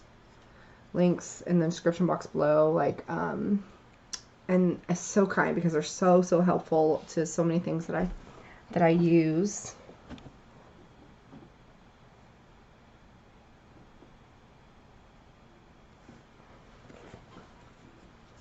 So I'm just going to use some regular water and just put a little bit, squeeze a little bit of water into my cup.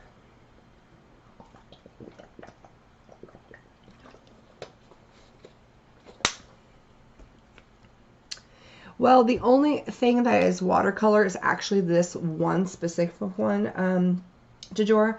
The only watercolor, but normally, yes, I do both because one doesn't reactivate the other. So with all my card making, I tend to do both. I tend to go back and forth because, like I said, you can do all your alcohol ink and then you can go over with watercolor or anything and it doesn't reactivate the other one because one's a solvent and one's water soluble. So this is the only one that is, and you know it by saying Aquafine. This is the only one. And it even says on there watercolor ink right below the Aquafine.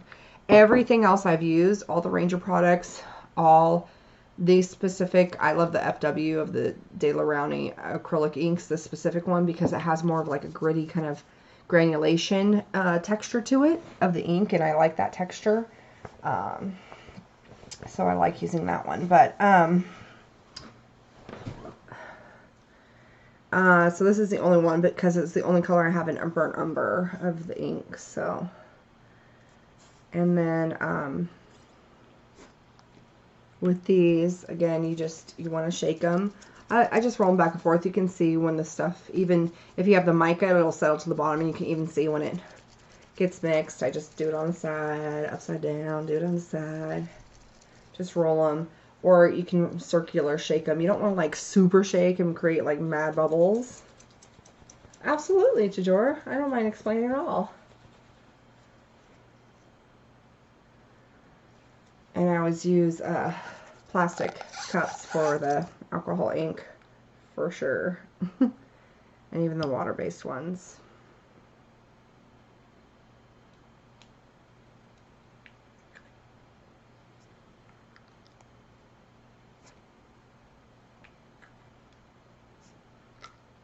And just a pipette or two.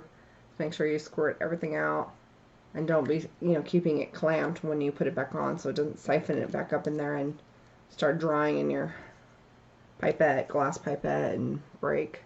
So this one's sepia, and then this is a pearl. It's called birdwing copper. I'm gonna add a little bit of that. This one it's a green hue brown, so I don't think I'm gonna, it kind of matches this one, so I may or may not use it. It may be a little too greeny, but it's antelope brown. It's actually really pretty. And then the burnt umber watercolor one. So, and then I'm just gonna pipette some of my used alcohol ink, push it into here, and then you're going to mix it, pipette it back and forth. But right now I'm going to pipette first all these before I mix, so that way it doesn't affect my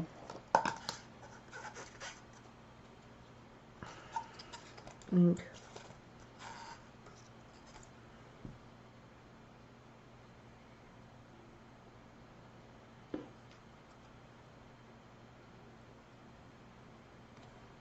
And then I just place my cup in front of what is what, so that way I don't mix up the order, especially what is alcohol versus water.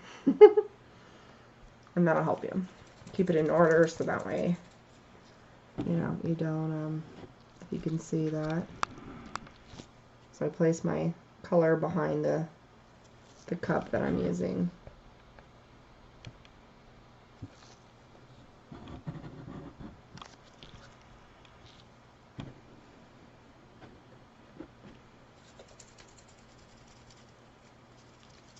Oh, thank you. Thank you, Cara.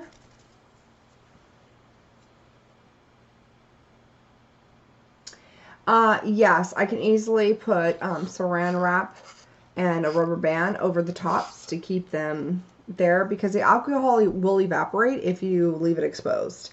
And then, so the alcohol ones, I just allow honestly the alcohol to evaporate, and then I leave it exposed, and then you just add alcohol to it, it automatically reactivates. And you could do the same thing with the water. You just let it evaporate, let it dry in there, and then you just reactivate it with the water. And that's what I tend to do, but you can cover if you want to keep it liquidy. You could put it in a bottle, or you can keep it covered by, like I said, like foil, or and rubber banding over it or whatever. I just let my stuff evaporate. It stays there. You just react it. The pigment stays there. You just reactivate it with the water.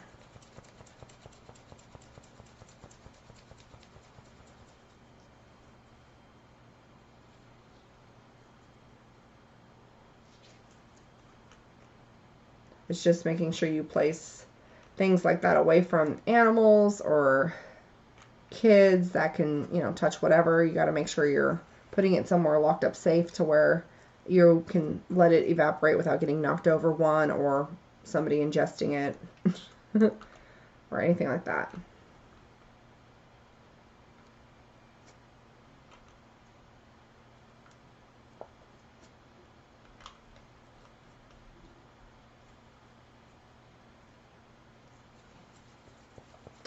Oh, how neat. I'm so glad you've been working with resin for years. I'm sure your stuff's amazing. Resin is the most fun thing to work with. It really is. So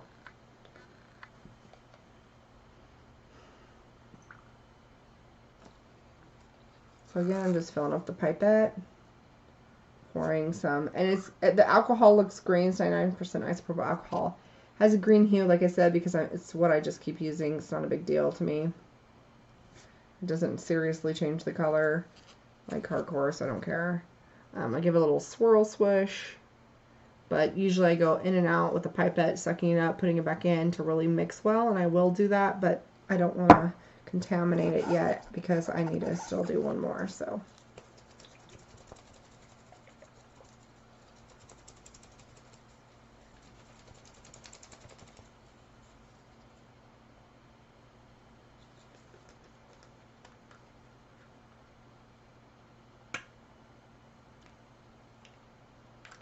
So this is a pearlescent one. Where's the word? I will show you in just a moment. Actually, let me make sure I focus before I do that.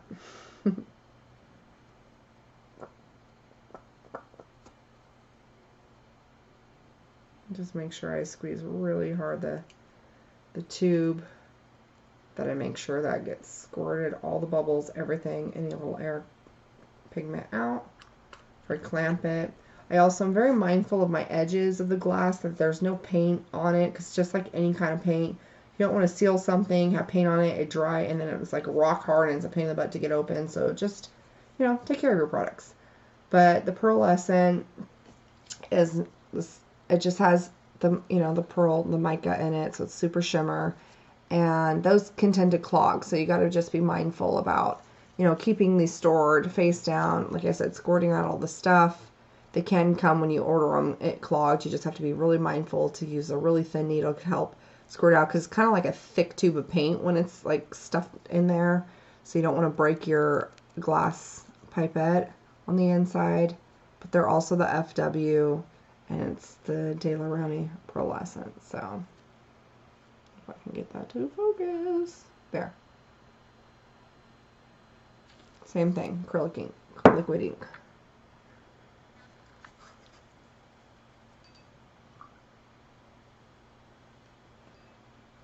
And especially with the mica pigment and the pearls, you really want to get this to be stirred. Just like pinata inks, you gotta stir it up as you use it, otherwise it'll settle to the bottom. So I'm just gonna get a lot in there. And then I just suction it up, squirt it in. Suction it up, squirt it in. just to really incorporate that pigment mixed into this alcohol.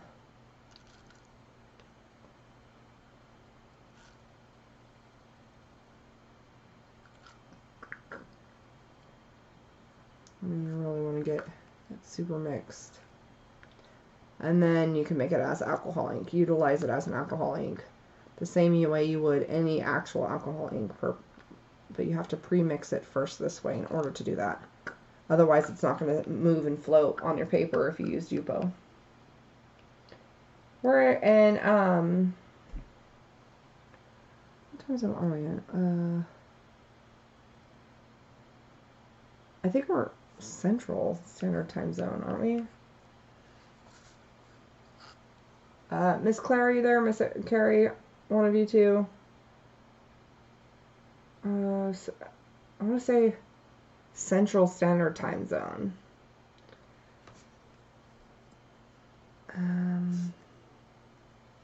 We definitely aren't Pacific. There we go. Eastern? Where are we?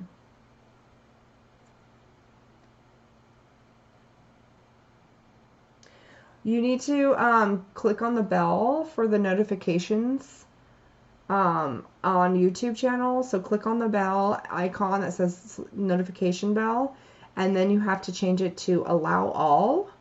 And then you also, whatever device you have you're using to get notified on, whether it's a cell phone, a tablet, an iPad, a computer, you also in your own settings of that have to allow that notification to be turned on as well for YouTube or whatever it is.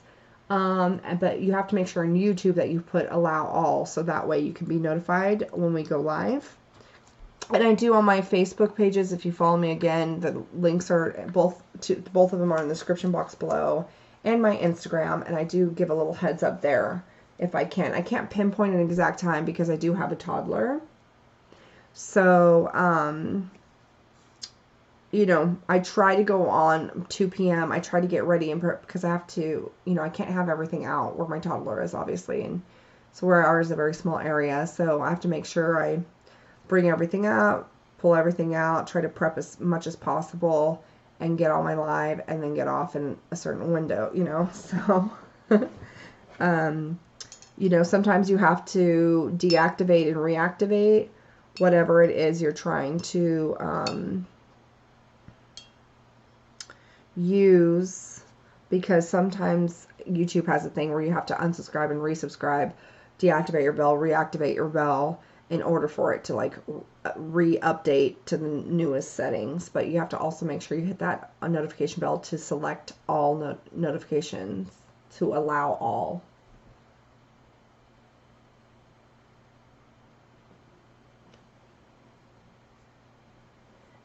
It's in you can, by the business personal page and the business page are both, and the Instagram are both linked in the description box below. So you can friend request me there, or and follow me there would be great. And all those places I notify, or I try to. I mean, life happens, but you know, I try to do my best. So this is the sepia. The acrylic ink.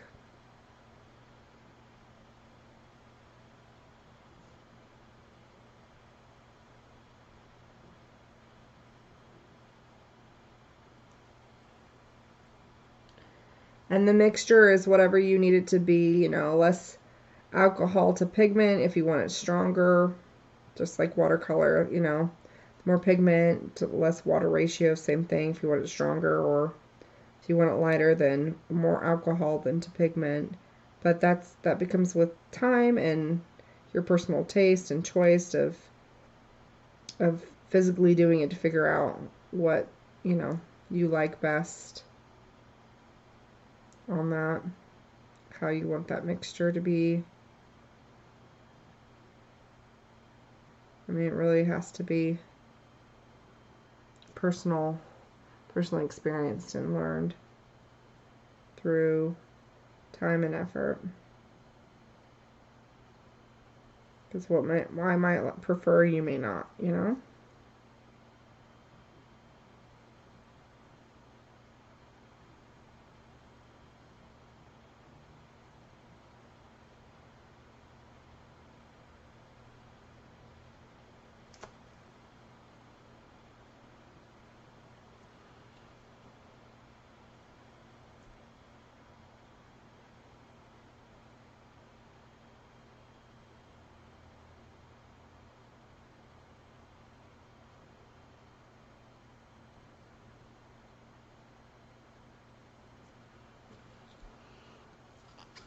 This all the sepia.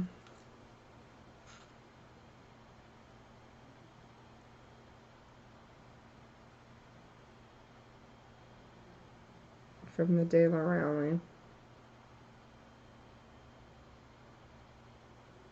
Made it to an alcohol ink.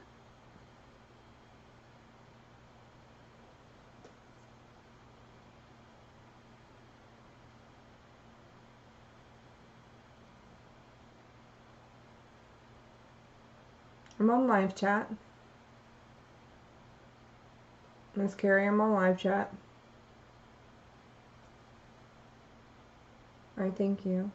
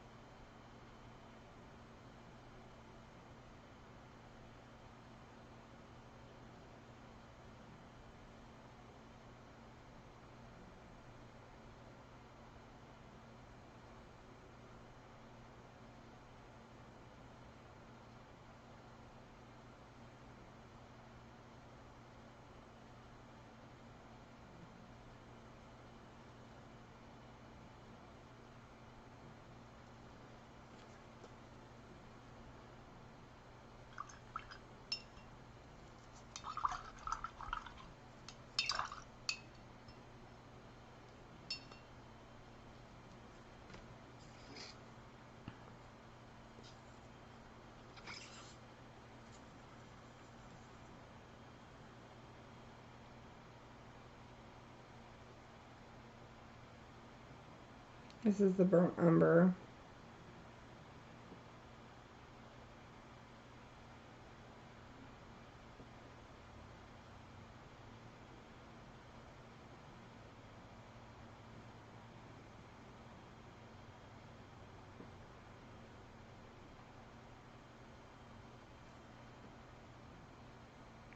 This is the watercolor, Violin watercolor one.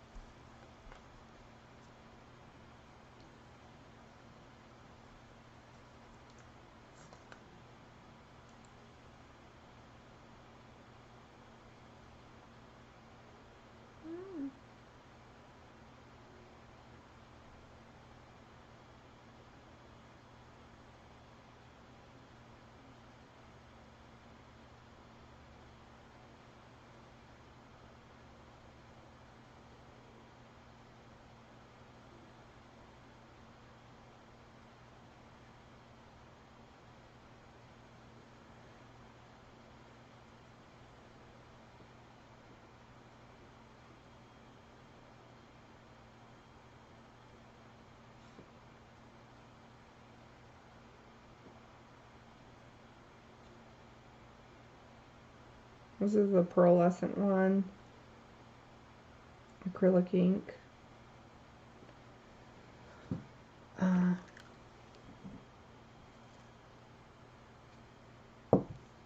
Bird wing copper.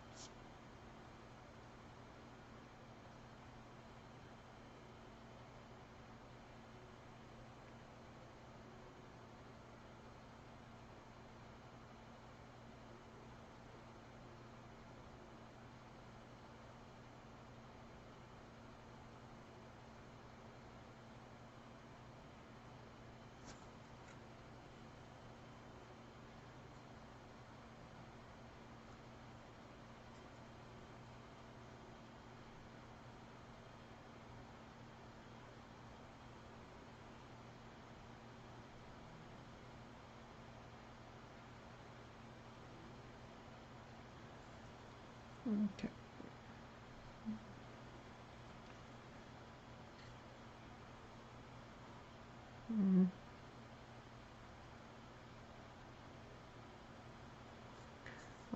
Turn it around again. Can't reach.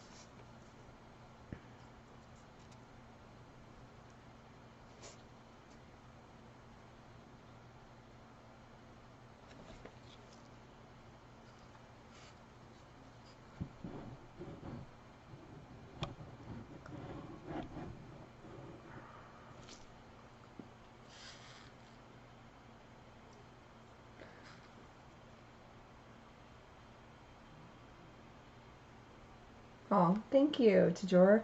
I am not calling this piece anything. I don't really name my pieces. The only time I named them when I had to on this website I was selling them on. I now use Etsy and I just haven't updated my website. But I'm just not one of those people who enjoy naming my art. I feel it takes away from those who want it and you know, make it their own. So, because whatever they see or get from it is what I want it to be, right? Whatever speaks to that person. So, I'm not real big into naming things. You know, I just try to do what I like, and if I enjoy it, then great. Is my biggest goal, you know. And if it pleases someone else, even better.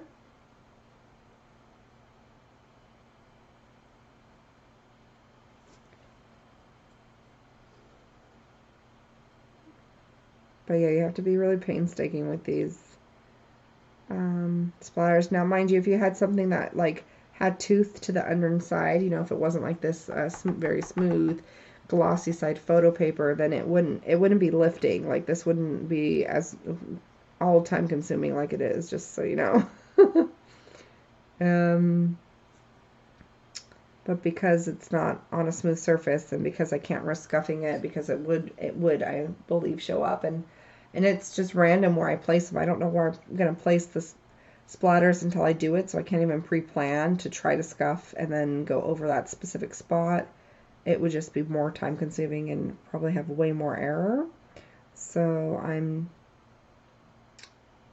just kind of deal with it and learn to just kind of breathe through it and allow it to be what it needs to be. So I will be still going over these with the other colors of alcohol ink as well. I just want to get this base down with the on here as much as possible. Just a faster way of doing it. I do prefer the alcohol inks to the acrylic and doing this kind of design when it comes to just working on the glossy of the paper itself versus painting with them on the, you know, the image. Like the splatter is fine because it has enough tooth and stuff, I feel, but like, I don't know, it just, I think it's because these specific acrylics are just really, really granulated, that they tend to really want to move differently. And they stay liquidy longer. So the look I'm going for when it comes to doing it this way, it's a lot harder to achieve than painting with the acrylic inks directly onto this kind of, it definitely gives it a different look, which is wonderful, but I'm going for a specific way.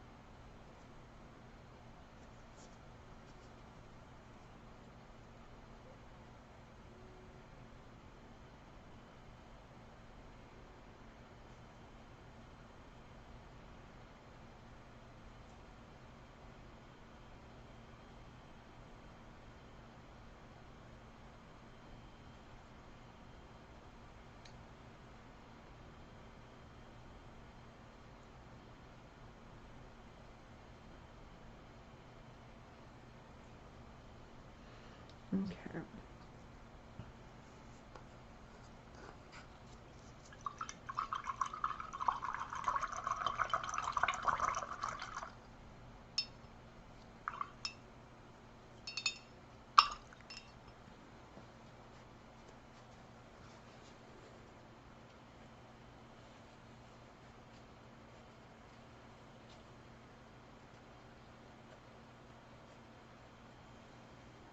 All right, so then we got that down.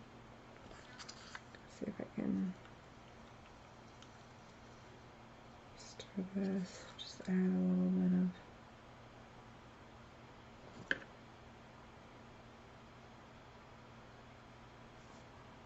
bit of undersign coating.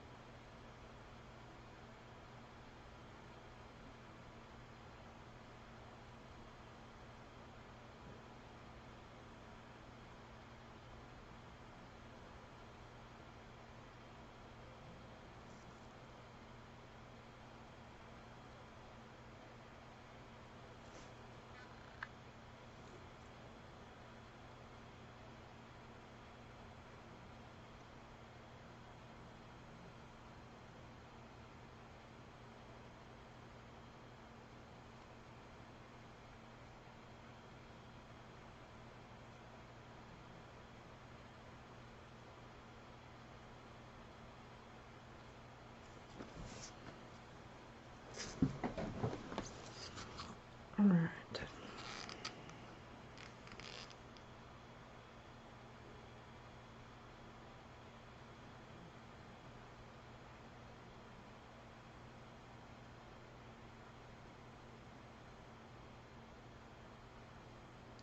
The difference between alcohol ink and acrylic ink, though, is that no matter what, if you turn it into water, you can use acrylic ink to make it into watercolor, or you can use it to make it into alcohol ink. But once it dries, then it doesn't reactivate using either or. So that's the other catch with using these mediums, is you can reactivate the inks with alcohol when it's not on a photo paper where it kind of stays. Normally like Yupo paper or Nara paper or whatever, or the back side of a photo paper will mimic Yupo paper. But so you can reactivate alcohol inks with alcohol, and you can reactivate watercolor, making an acrylic ink into watercolor using water. You could do that as well, but you know, once it dries, acrylic ink though, once you use either or alcohol or water to make it into whatever ink you want, once it dries, it becomes dry just like acrylic paint, so you can't reactivate it. So once it's on there, it stays put. So just be mindful of that when you go to use it, that you really want it to be where you're placing it.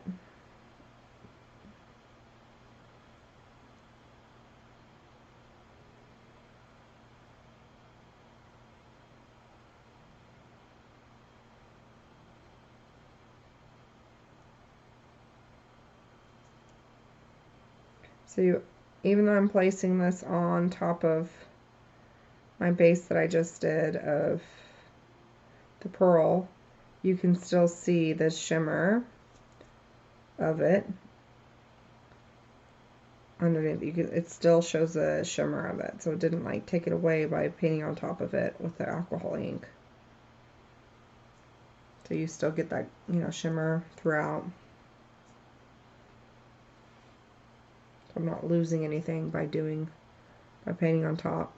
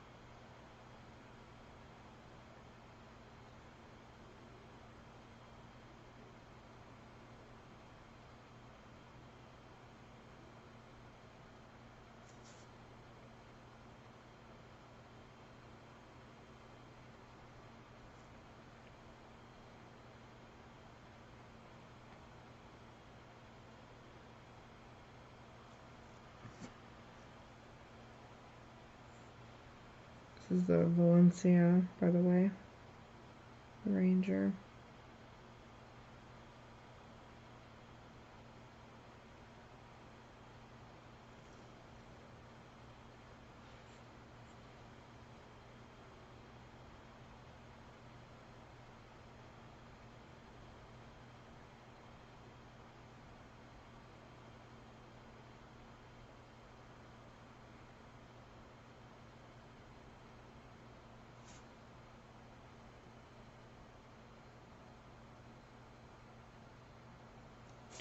You have to be mindful to make sure you get your edges.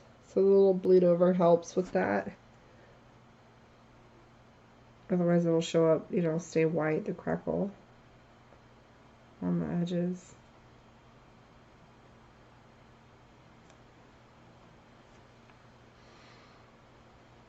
There's the sunset.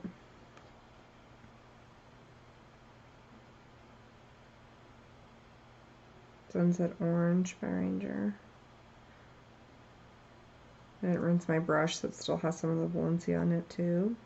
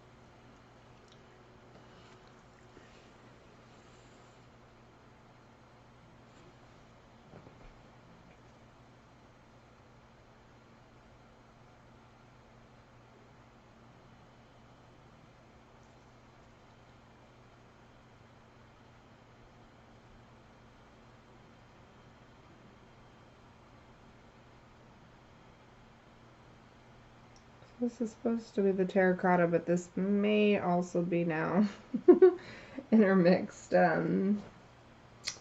some rust. I might have accidentally topped off the terracotta with a little bit of rust, but I hope I didn't, but that's what that, yeah, a little bit of mixture of everything right now. Blending in, because I'm not like super cleaning my brush, because I wanted to have some darkness to it. Darker bits, I should say.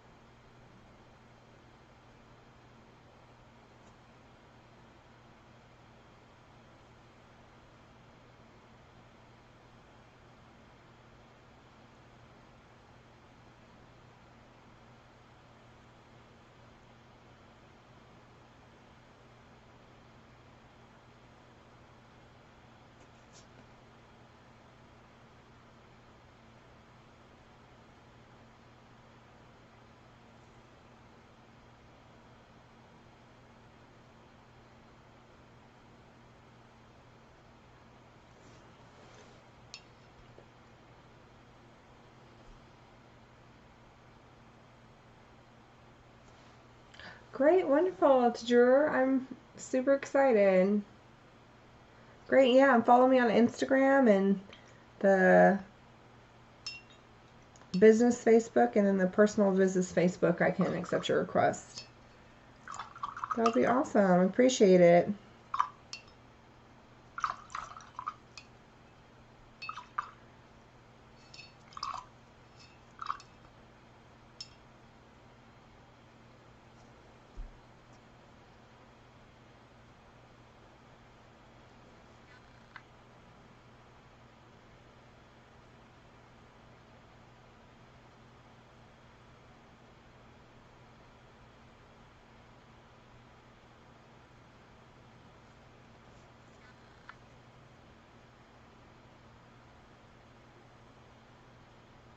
Oh, great. Thank you. Thank you for helping with that, Jen. Thank you.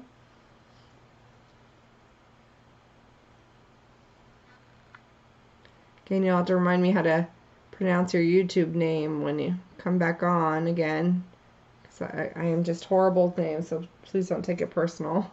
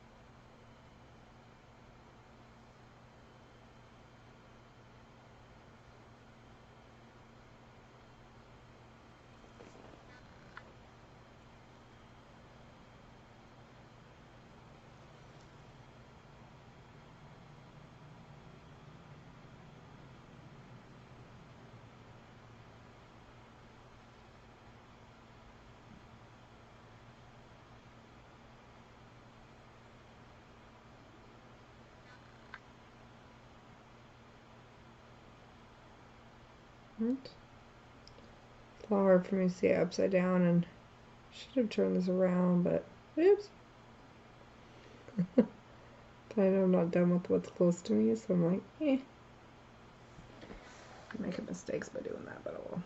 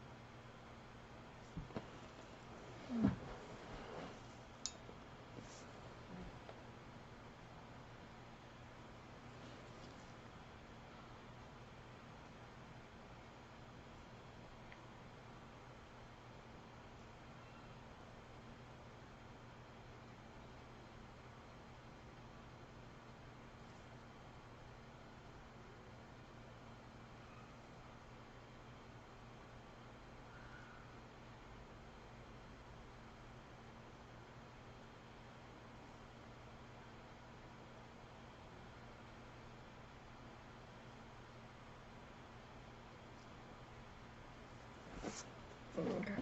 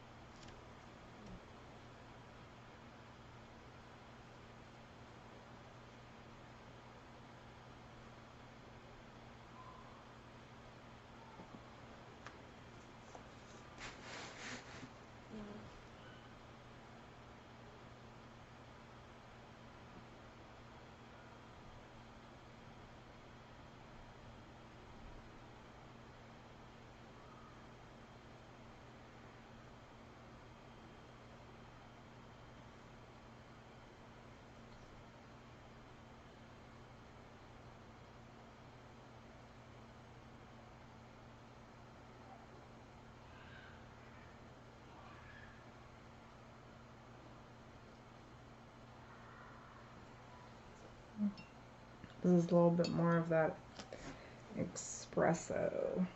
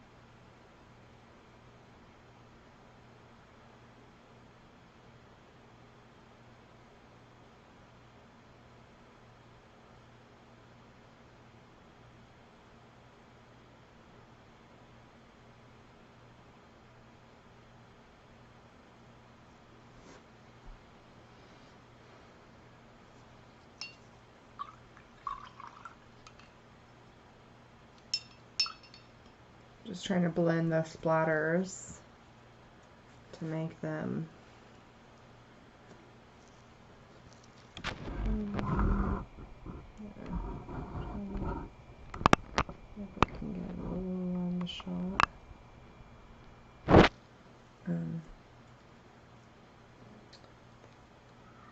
Just to have a little bit of everything kind of flow out. So I'm going to do some Valencia.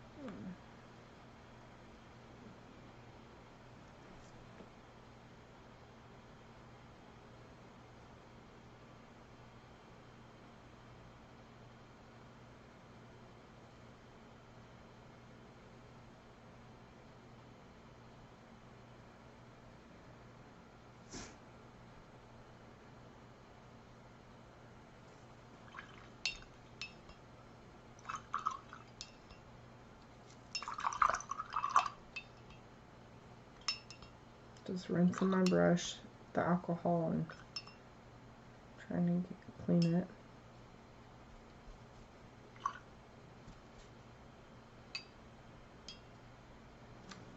Hi, Miss Monica. Oh, thank you. Thank you, thank you. I appreciate that.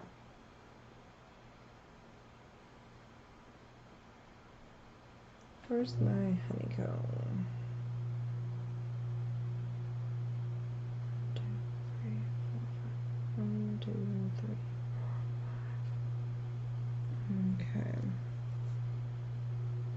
So just adding some honeycomb to these bits as well.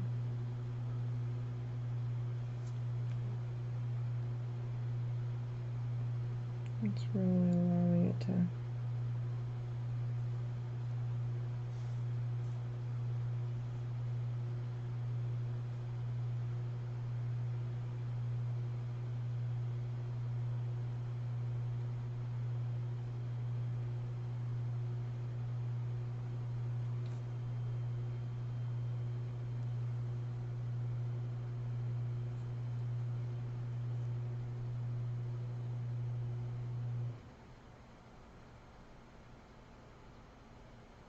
and again, all where it's, you know, where I put that pearlescent, no matter how many layers of alcohol ink you put on top, it's still, you know, translucent enough that you could still see the shimmer of it come through. So me layering on top layer after layer isn't taking away from that at all by any means.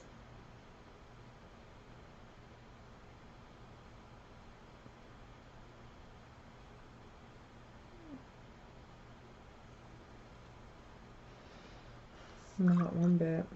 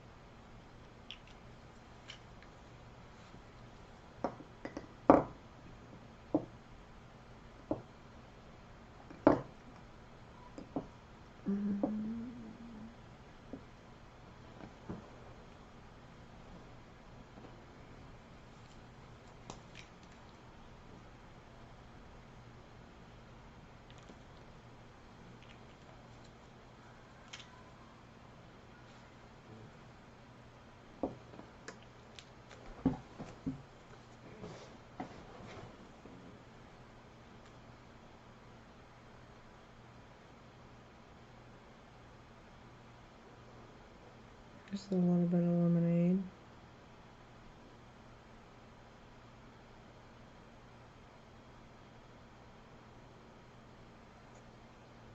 Just adding a little pop.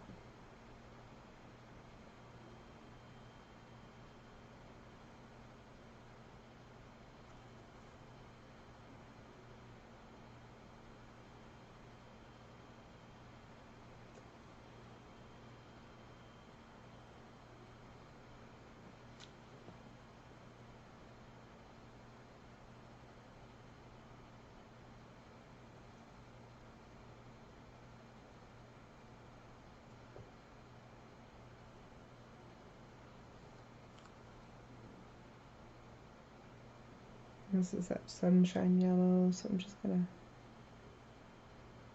dab a little here.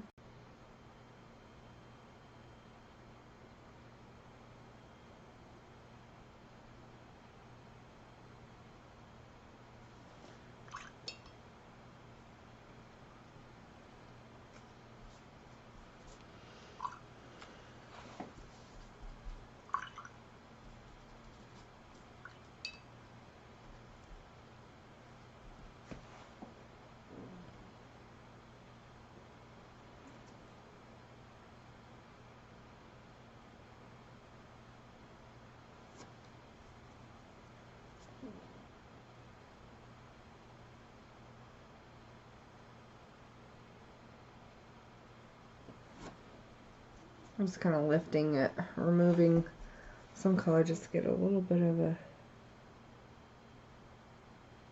haze. And I'll put it back in the pitch black to help sharpen that some.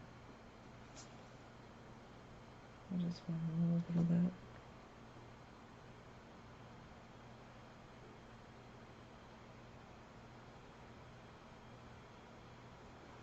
Color left.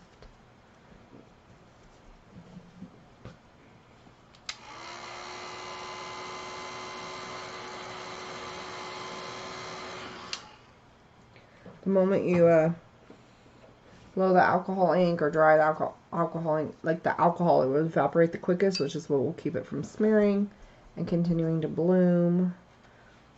It'll help it just kind of stay. So, and I just want it to do that. I just want it to just kind of stay.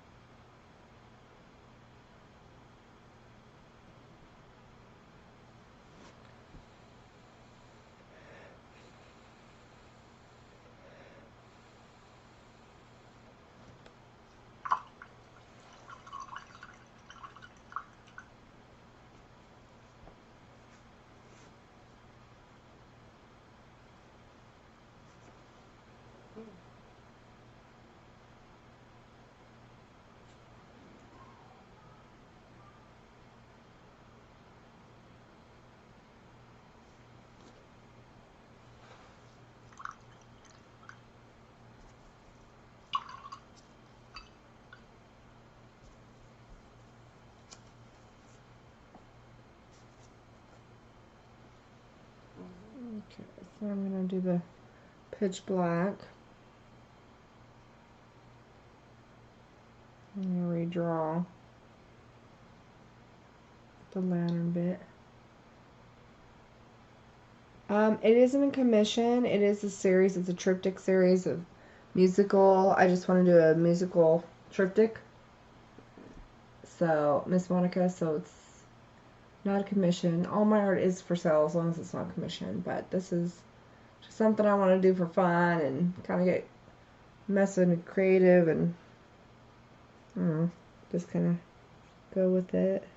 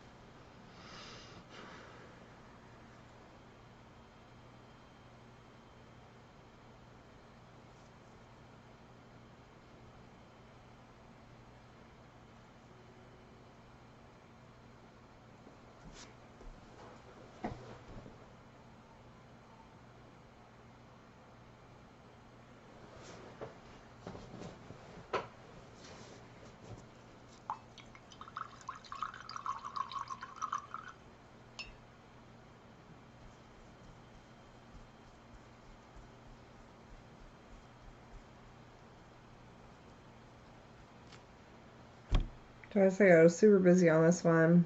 Do have another one I do want to do just for fun because I want to do earth tones in this one, and another one I want to do with just reds. So I may, you know, do less splatter on that one. We'll see. I just was like, dun dun dun, you know, just a lot of music, and that made me kind of.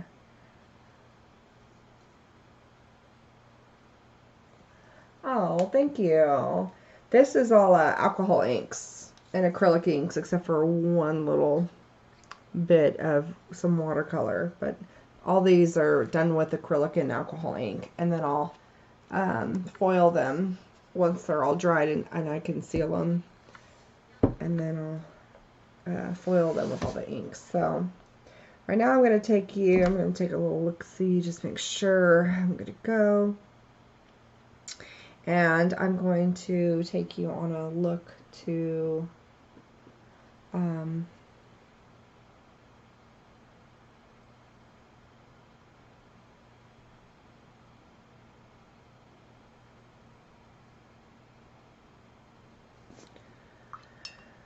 do a close-up now.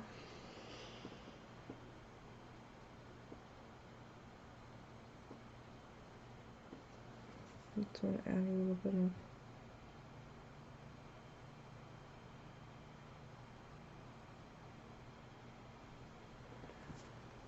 highlighter for me.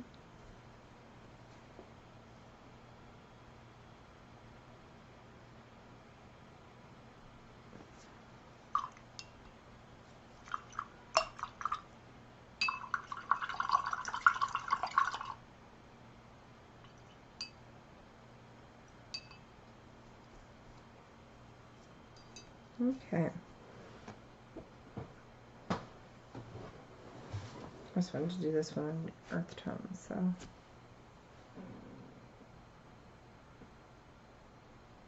Oh yeah, no worries, Miss Monica. Oh, here's my red earth. I forgot to use this. Is the color I was looking for, and I had forgotten to use it. Bummer. Such a pretty color.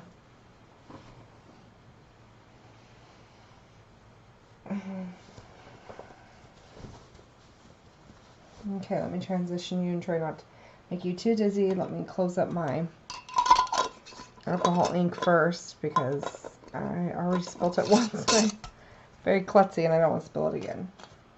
So that's what you will be hearing. Me airtight sealing my jars of alcohol ink. Okay, so bear with me. I do not want this cord to knock over any of them.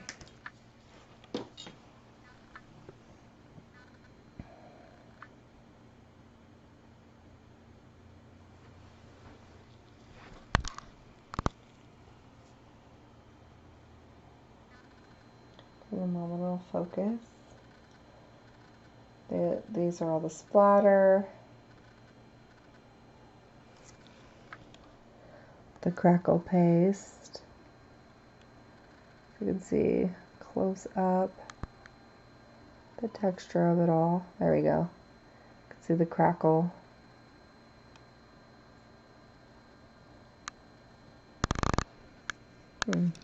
Coming kind of hot on here, the light. Let's see how I could do this without it looking so super bright. There we go. The glare is making it hit it really hot for some reason.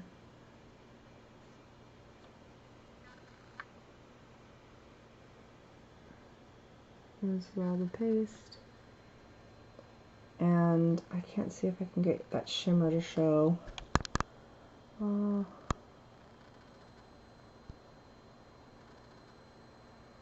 That's all like shimmer mixed in.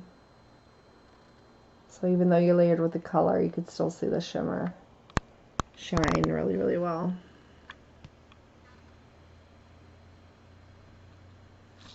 For some reason on this red-orange color, this Valencia, it doesn't want to,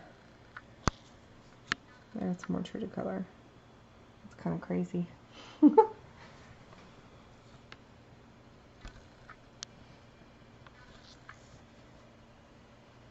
Yeah.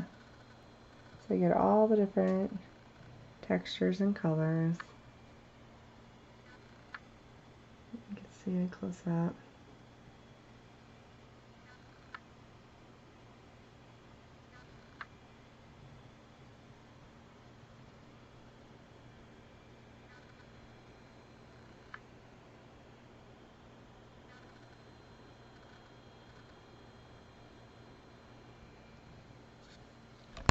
So I hope you enjoyed. Please remember to thumbs up the channel, like, subscribe if you have not, set your notification bell to allow all notifications, as well as the device you're on to allow the notification for YouTube, so that way you may get notified. In my description box below are my Instagram and my 2 personal Facebook and business Facebook, both for business, but links. Description box below, along with the codes to get discounts if you want to use it. And yeah, so you can, I do commission work. If you want to hit me up on personal message me on Instagram or those Facebooks, you may. My Etsy, I haven't had a chance to re-up everything, so if you see something on there that you want to know if it's still available, more likely it's not, but I can also do another commission for you. Or if you have something you see on my channel that you would like a commission of, or to see if it's available still, personal message me and I can give you pricing and availability or how to commission. You know, we can go over that. So happy arting, everybody, and I hope you have a very Merry Christmas, and that you're safe and whole and well. Happy arting, everyone, and God bless. See you next time. It was lovely, Miss Monica, to see you stop in too. I was so excited. Thank you so much. I appreciate it. Thank you. Merry Christmas, Miss Monica. Bye. Happy arting. God bless.